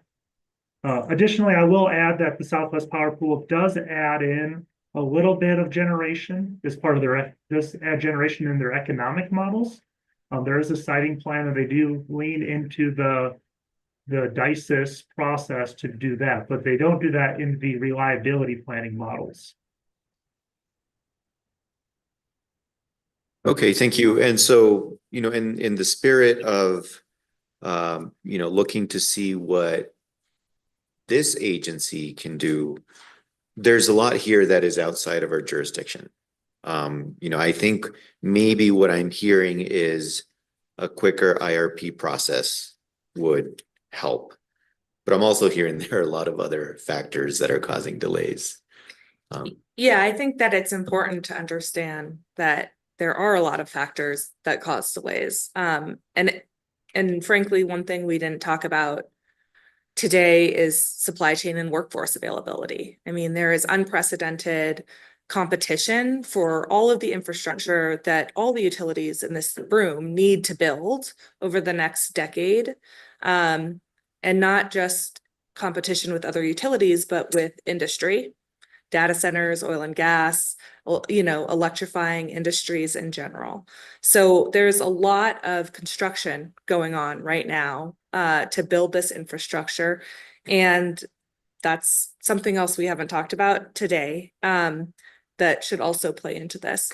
But I think when you're talking about what this agency can do, I think that the IRP process is a long one. And I think that there are ways that we could be more efficient with it.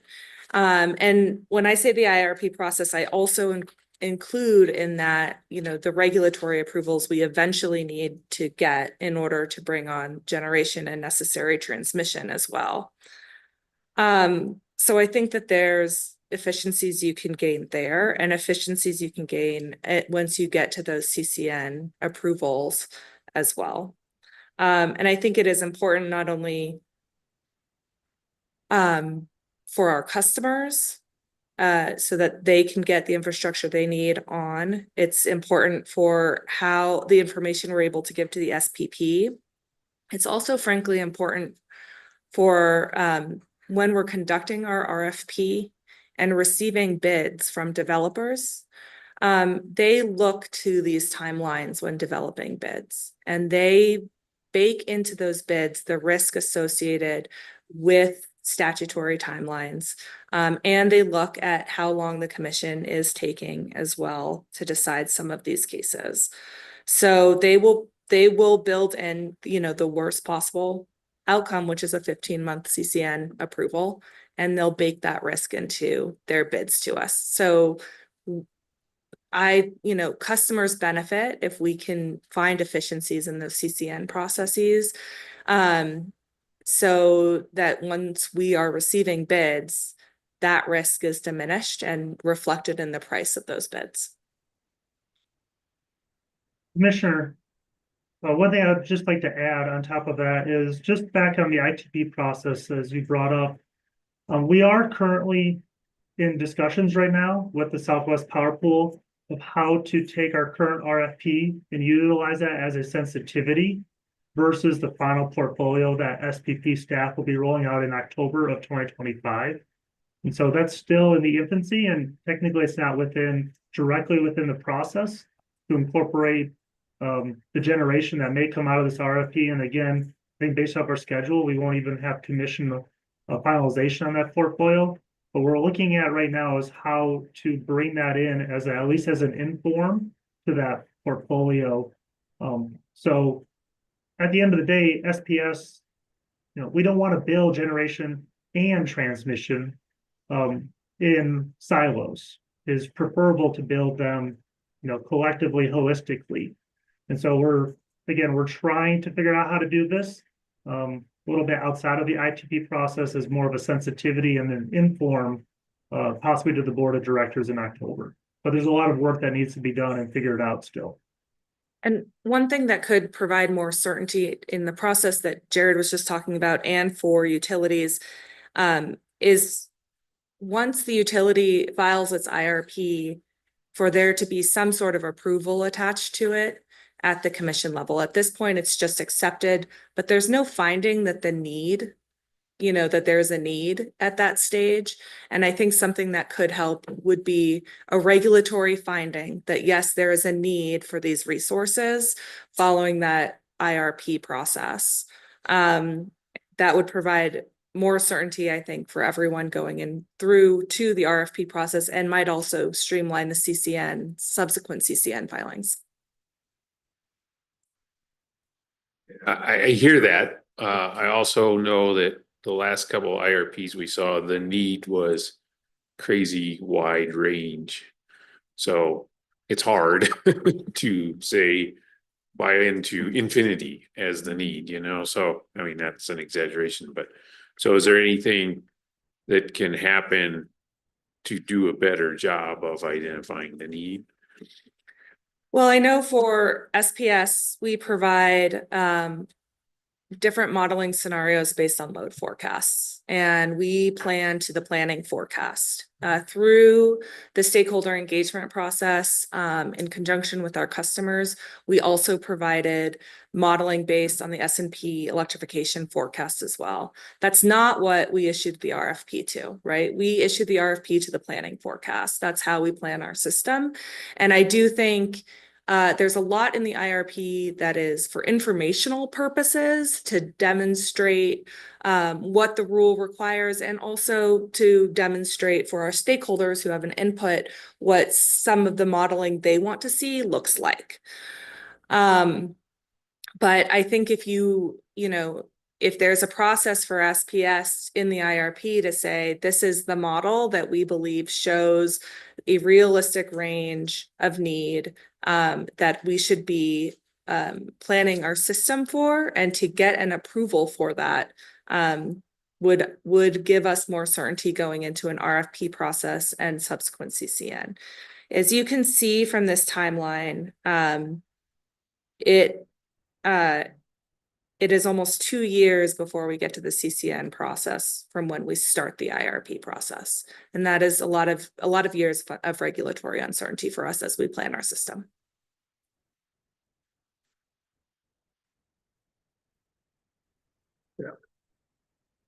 Yeah. Mr. Chair, Zoe, thanks for the presentation. I was reminded about 2 weeks ago that up the street, one of the representatives from Southeast New Mexico said 25. I looked at him. He said it's been 25 months since a meter was issued to address that tremendous demand down in Southeast New Mexico. And it's probably going to be at least another 25 months, if not 3 years before maybe there's some hope that the transmission line gets built and you have the ability to meet some of that demand. And so I guess my question is, are there any lessons to be learned from what the people and specifically the oil and gas companies are experiencing in southern Eddy and Lee County. And what can we do, or what can we as a state do to try to prevent that huge demand from not being met with adequate supply? Well, listen, I'll be the first. If you go back to this requested load growth slide, a lot of these processes were working pretty well before we started seeing just the incredible increase in load requests. So Commissioner Nybert, your question is a really good one, because I think this is the time to get lessons learned so that we can improve for the future, because growth will not stop. We don't see it stopping for quite a while. And I think it's better planning for the future, not only with our customers, so trying to understand better, what is your 5, 6, 7-year plan? What are you going to need further out? It's also doing that in the IRP, frankly. Right now, we're not planning kind of further than 3 years. We're doing the IRP in 3-year increments. If we could expand maybe that action timeline so that we can capture some of the longer term planning that needs to happen. I know we do that like in a theoretical sense in the IRP, but the action plan just addresses it in 3-year increments. I think even extending that to 5 years would be helpful. And doing that, I think, allows everyone to kind of get ahead a little bit instead of constantly being in a 3-year cycle where you're trying to catch up. Well, I was wondering, was there lack of communication with the customers that, all of a sudden they were inundating your office with requests for tremendous amounts of energy, and it just happened, they just walked in the door and said, we need this now? Or were there any indications that SPS had that all of a sudden we're going to need to start planning for this tremendous growth, and then figure out, well, do we need the transmission? Do we need other things to meet that demand? And it looks to me like the oil and gas industry is here, but the other two companies, talked about data centers and other tremendous users or consumers of electricity. And if somebody, Amazon comes down to El Paso and says, we want to put up a big data center, they're going to experience the same thing that you've experienced, I suspect. And I wanted to just be clear with the load growth slide. This is not all oil and gas. Our customers, face competition from other customers as well, as they put in load study requests from data centers, from other industries as well. So it's not just an oil and gas problem. It's really a problem for anyone who wants to come onto our system and has those large load study requests. And we're not just getting them from oil and gas. So that's one. I saw James Lackey came into the room with Jared, so I'm sure he has a lot to say about this. But I think what I will say is markets change, the economies change, and frankly, our country's needs change. And I think you see that with an influx of data centers that are necessary because of the development of AI, ChatGPT, and more of a need for data to be stored. So that changes, and we start seeing that as we start seeing load requests come in. And I think there are market changes also that affect industries already in our service territory. And you saw a big slowdown during COVID of load requests coming in. I think there's a lot of uncertainty during that time. And then once everything started ramping up, it kind of was a tidal wave. Or a tsunami. I don't think tidal wave was the right word. James, do you have anything to add to that? Yes, I'll just say, as I was listening to the presentation by El Paso Electric and there was an inquiry on their largest load. And, that made me check in with my team real quick to see what we're looking at on our side. And I got responses back from my team pretty quickly.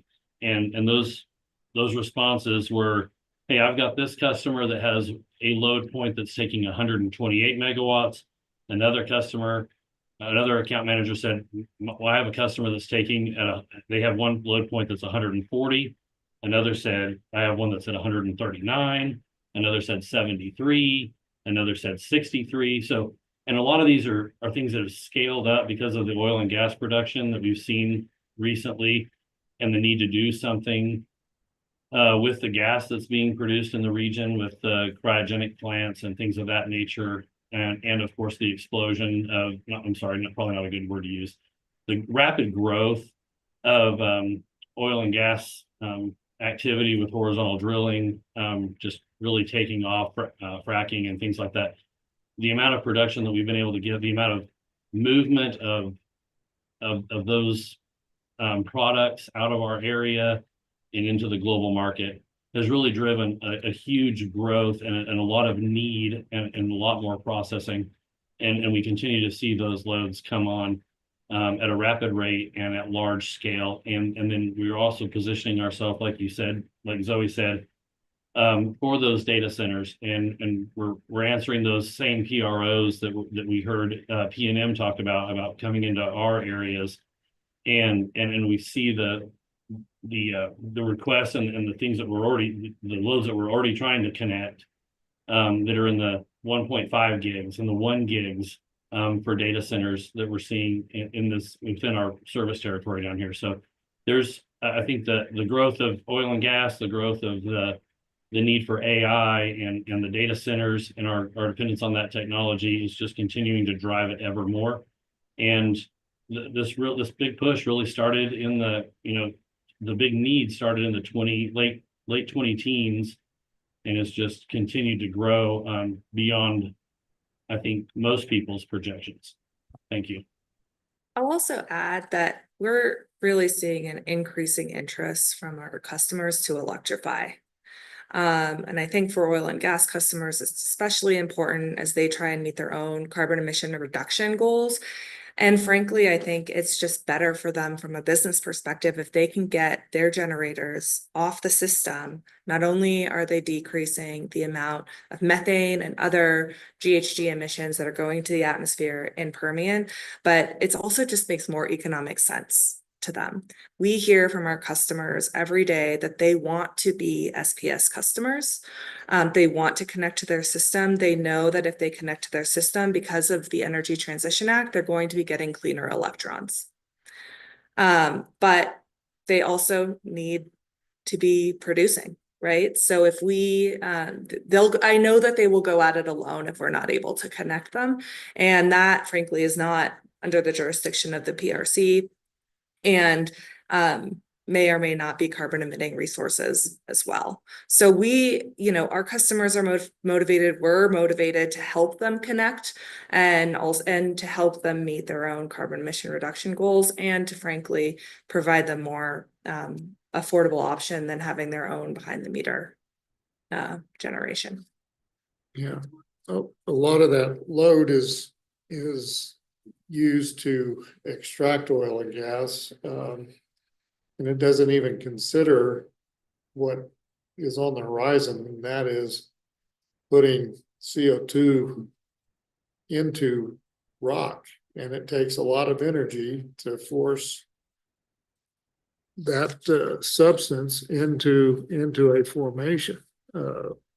And so we're not seeing, you probably have some secondary and tertiary recovery loads on here, but there's probably a lot more on the horizon than there are in service today in terms of sequestering CO2, and so the loads aren't going to get any less.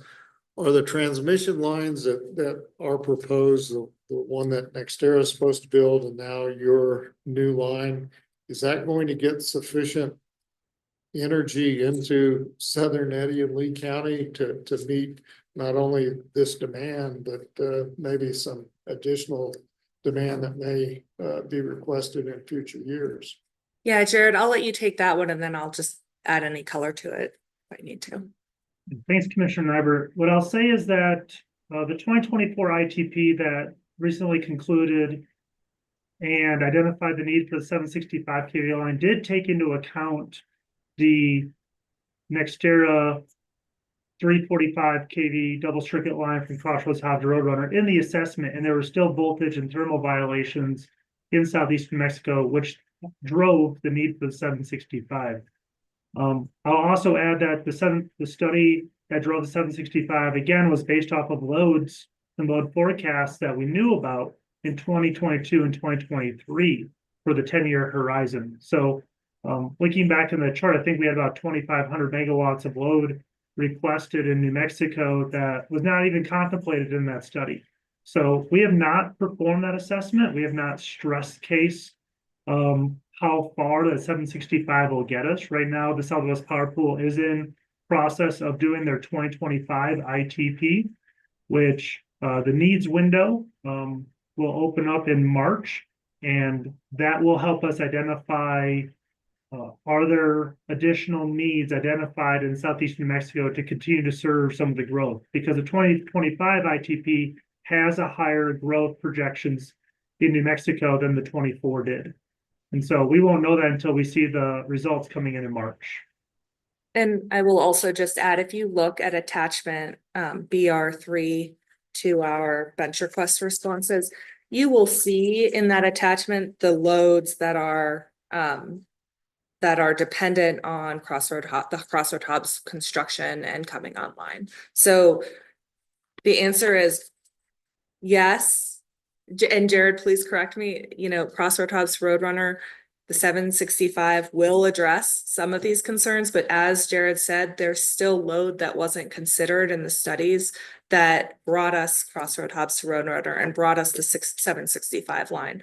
So there's still probably more coming that's necessary in order to connect load that's been put into our AQ study process in 2024. Yeah, Zoe, I would agree with that. And one thing I'd like to add is the 765 kV line actually has a reliability need date of April 1 of 2025. So Commissioner Nyberg, I think it clearly articulates that there's a need, a large need for more transmission in the area. And again, I still can't answer for how long or how much load that 765 will address, but I think it just sends a clear signal though that there's very likely additional transmission and or generation are to be needed. Well, I have two more points.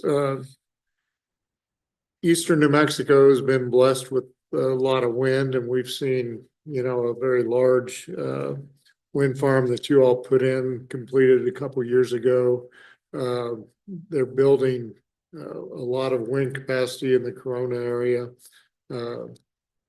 A lot of that energy is headed out of state. But do we have the generation capacity in New Mexico to meet some of these demands that we're seeing? Or are you having to build things out of state to supply the demand that's here in our state? So we, as a utility, serve both Texas and New Mexico, and we plan the system as one. We don't plan it just for New Mexico or just for Texas. So in the RFP process that we started last year, and which the deadline for bids was beginning of January, that RFP asked for bids and Jared, you're going to have to help me out here, but within a certain SPP zone. And that could be in Texas or New Mexico. But those resources will serve the system as a whole. Obviously, geography matters here because of the load pocket in the Permian Basin being capacity constrained. The closer the generation it can be to that load pocket, the better from a reliability standpoint in order to get those electrons into that area. Jared, you can certainly add to that if you'd like. Yeah, Zoe, you're absolutely correct again.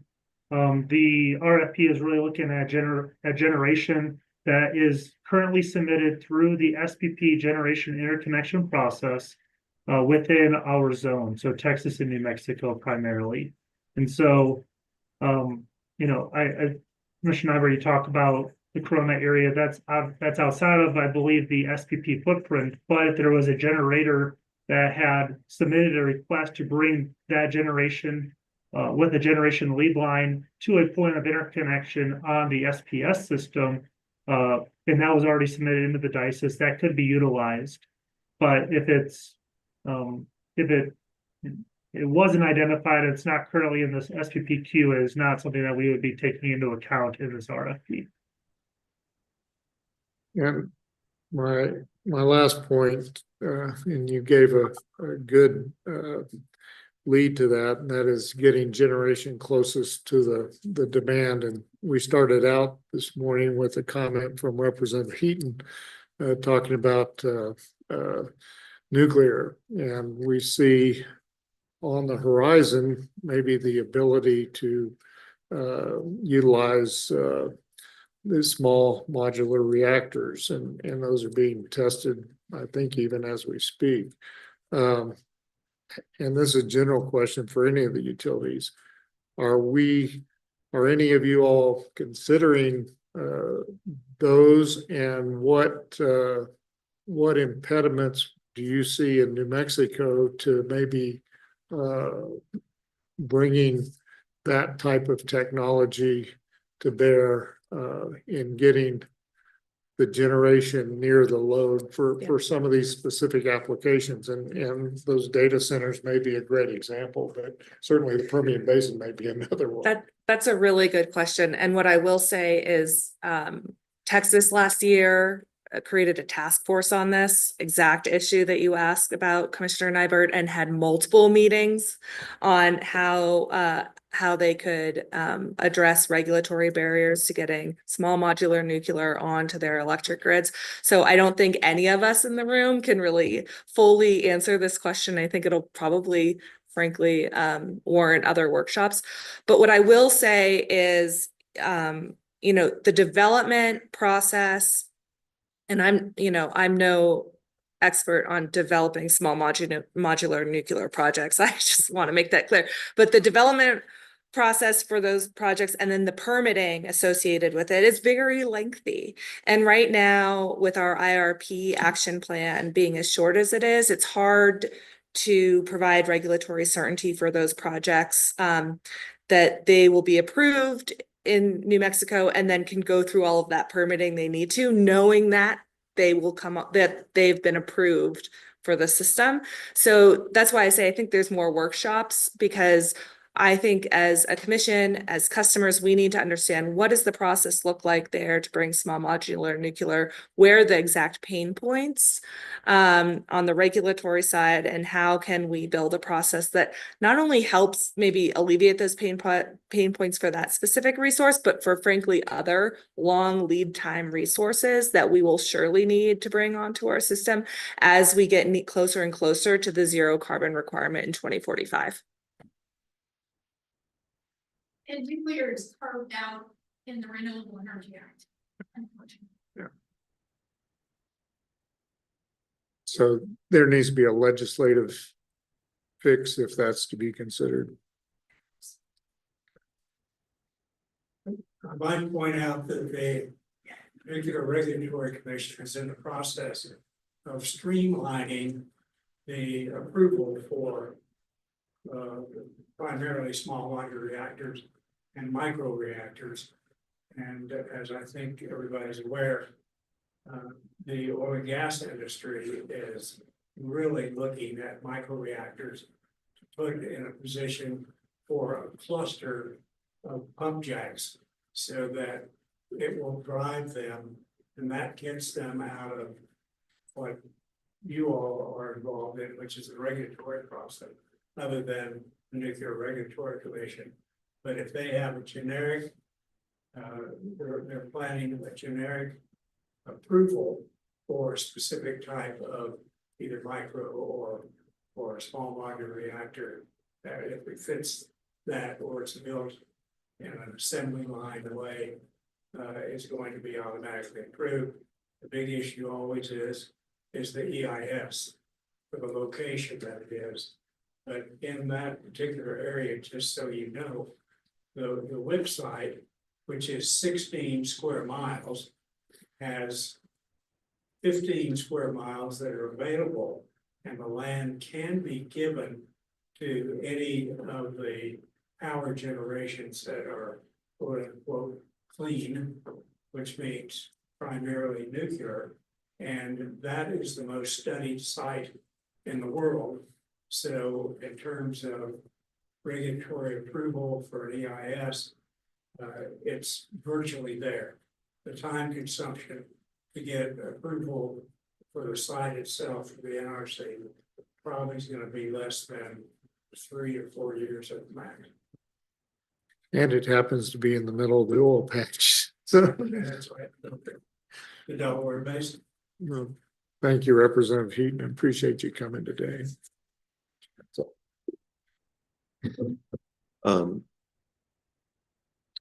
My reaction to you saying you're not an expert in small modular nuclear reactors, it's not rocket science. Yeah, right. I do have one last question. So you mentioned in the IRP more of an approval than an acceptance, which is a comment that we heard earlier during public comment. Another one that we heard is this idea of, and I know we've dealt with this in the past. I'm not aware of it being a live issue, but let me know if it is, but not including the rate part in a CCN. And so if you could just speak to that generally, you know, from the utility side, because I'm also seeing there's this 15-month CCN deadline, but on the other hand, it could be made simpler, right? Yeah. If you don't, not you specifically, but if we don't have additional issues to handle during this process of. No, that's a really good question. And I will start out by saying that the CCN statute explicitly allows utilities to include rate requests in those applications. It's not required, it's optional. And yes, like I have heard that comment and this feedback loud and clear.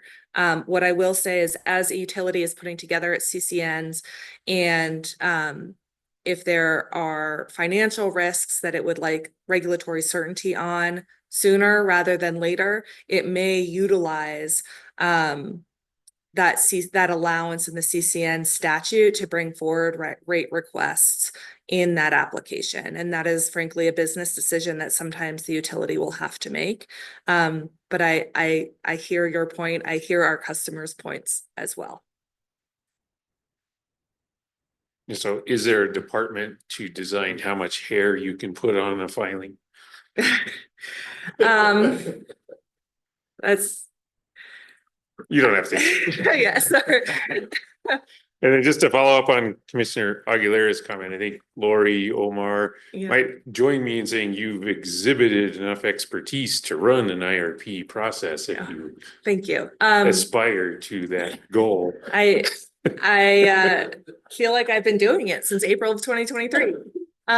Be careful what you wish for. What I will say is that, you know, I think there's, in terms of regulatory processes, how much goes into an application. I think that there's always opportunity for us to do things like this, have the conversation about how maybe processes can be simplified in a way that will help everyone. And we're always open to having those conversations. And I hope this presentation today was helpful for you. we're always willing to come back and talk more about it. Yeah, I guess just the serious comment is that complications that are unnecessary lengthen the process. Yes, and I hear that feedback. Okay, so agenda wise, we are at Q&A. This has been, from my point of view, very valuable day. I don't want to cut it short. So just kind of want to get a sense, are there more questions in the room? And if there are, then I'm going to say, let's take a 5-minute break. If there aren't, then we can roll on through. But again, that's not a threat. It's an opportunity. Do you know, Alejandro or staff or anybody who's here? Well, okay, so now I don't have my glasses on. So apparently someone has raised a hand. Okay, Darren Zigich from PRC staff. Yes, thank you, Chairman. And don't make me regret not taking a break. That is a threat. No, it should be short. Actually, it's for Zoe and SPS, kind of because of the timeliness of this discussion. So, first off, I just wanted to clarify when they said they need approval for any new generation through the CCN. I'm assuming that's from both New Mexico and Texas, since we share the system. And if one state has veto power because of our diverging energy mix needs moving forward, is there a time and place when El Paso and SPS are going to have to start allocating the system separately? If we're going to have more of these opportunities. Thanks for Thank the you. question. You're correct that both CCN requests or approvals are needed in both of our states. You know, we plan the system as a whole. The RFP rule requires that we bring forward the most cost-effective, reliable portfolio for approval. And in Texas, they want the most cost-effective, reliable portfolio as well. So we are aiming to bring that forward to get it approved across both jurisdictions, because frankly, our customers benefit from that jurisdictional allocation of those resources. As you see incremental resources necessary to meet state requirements in New Mexico, those resources will likely be brought forward only in New Mexico for New Mexico approval, because they are needed only to meet state statutory requirements.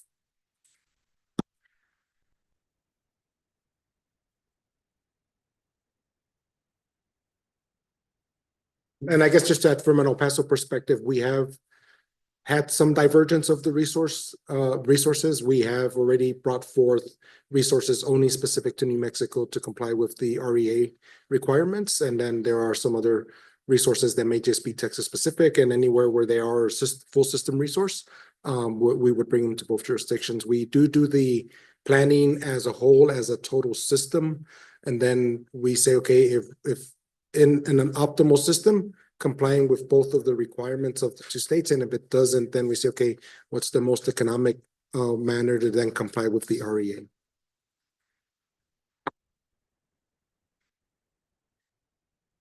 Does that answer your question, Mr. Zigich? Yes, it does. Thank you. Okay, great. Again, getting a sense there aren't a lot of questions queued up, but again, don't want to cut this short, but okay. Oh, Mr. Chair, we still have Yeah. a question online from staff. Pardon me? Sorry, I couldn't hear you. Commissioner, I've got a question. Okay, go ahead. This question's for PNM and kind of has a few parts. I apologize, but I'll try and make it. I'll try and speak slowly so that you can get all of this. But I wanted to ask, maybe Lori, but given the lack of latent system capacity. Hold on a second. Could you identify yourself for the? I apologize. My name is Orland Whitney. I'm engineer on staff. My background is electrical engineering, and so I wanted to ask P&M a question if that's all right. And so yeah, my question is, given the lack of, oh, I guess I'll wait for her to sit down here. Hi, Orland. Hi, Lori. So given the lack of latent system capacity, directly contributing to extended project lead times, could P&M provide specific examples of how this issue has impacted, recent projects? Sure. So we have, I think, Elisha provided a list of the projects that have come through of late. And I think in large part, the very big projects have not signed on with P&M as a result of the timelines to overcome the transmission constraints and the associated timelines to develop new transmission. So direct impacts there. But again, as I talked about in my remarks, we have plans to bring forward a CCN for a couple of transmission lines this year. Okay. Working through the CCN requirements that look a lot like a NEPA process, and I routed through a non-NEPA area. So working through that, but you'll see those hopefully late summer, early fall. Okay. And I also wanted to ask, how's P&M planning to enhance, that capacity, to reduce lead times, and is temporary self-generation by customers being considered as, is that a strategic solution, during the development phases? Yeah, a couple of things. So yes, we have worked with a company that provides mobile generators and worked through pricing, worked through environmental, worked through fuel supply, those kinds of things. So we have that as an option. Those are very short duration because outside of the city limits, if they have a certain emissions requirement, they trigger an air permit before you can utilize them. If they're within the city and used for less than 12 months, in the city, I mean, city of Albuquerque, used for less than 12 months, then they do not require air permits, but there's a very limited time frame that those are eligible to be used. Okay, thanks for answering We're that. looking at that, yeah. And I've got one last question. I apologize. So has P&M implemented anchor substation development to create opportunity areas in the past, and have you seen success from any specific cases you can speak to? So for us, this is a newer concept. I think the bulk of my 33-year career in the utility industry has been a just in time, just enough kind of approach. It's been the last couple of years in my work in this area that we see the limitations that has created over time for the company and for customers. It's not an efficient way to plan and expand your system. So we have seen, as we have these anchor subs, we're starting to see a significant amount of interest in the area that those anchor subs are going in. So those, I think, are going to be a successful concept. They're not it's obviously not a one and done, but it is useful for making sure that we have the ability to incorporate additional customers quickly. Okay, thanks for that. I just want to add a little bit more to that. So I want to be clear that P&M is not making investments in anchor substations in locations that have not already demonstrated a high propensity of interest. So it's a little bit chicken and egg there. Again, we are putting those anchor substations in locations where there's already been a demonstrated high level of interest. So that's important to say.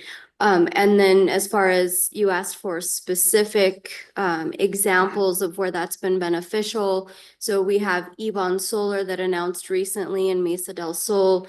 That was very much a product of having the anchor substation in that location.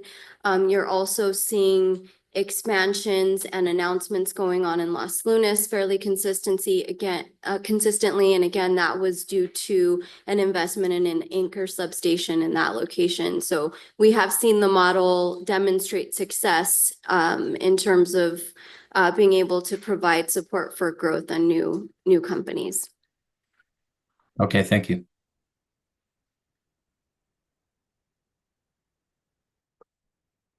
Thank you. Okay, seeing no more Qs and As, well, no more Qs. Let's go ahead and move on to the closing remarks. I guess I'll give Commissioner Nybert and Aguilera the first shot at that and then try to wrap it up. No closing. You got anything else? Just want to appreciate everybody's time. We have a pretty full room here, and I think that's a testament to how important this is, and how we're here working together for the same purpose. Again, I really do want to see what it is we can do to improve. Like I said earlier, I don't want this agency to be an excuse as to why we don't have, the levels of economic development. And so I'm definitely all ears in trying to fix any of that. So thank you again for your time and presentations. Great, thank you for that. And I'll echo the gratitude for people coming to this workshop and bringing great ideas and having a good conversation. I personally heard lots of good ideas for things that we can consider that might be like changes to IRP rule or changes to process. One thing I did hear just broadly that ran through all that stuff is shared desire to be more efficient, and then hopefully that more efficient means timeframes are reduced. Also recognition that commission does have a role. So we do still need to be engaged and have the ability to say yes and no as things come through the door. So in that kind of process, I've been taking a list. I'll work with Alejandro and we'll design kind of the next step going forward. There's a couple more maybe obvious workshops that have fallen out of here. So try to just collect what we've heard so far, and I'll report that out at an open meeting coming soon, because be ironic if we just have workshops for the next 6 months in that process where we're trying to pull things together. And then, think like great insight I heard was, the IRP rule requires this range of load forecasts. Also know that this world we're in now, where you get these large loads, these exogenous loads don't work within the concept that the IRP was designed. So, IRP load forecast concept was designed back when load was flat, or, maybe growing organically and being offset by efficiency. So those are the kind of things that we can definitely do. It's not going to solve the problem this summer, right? So that's kind of what my thought process is: sift through the list and then come up with quick hitters and kind of longer term things.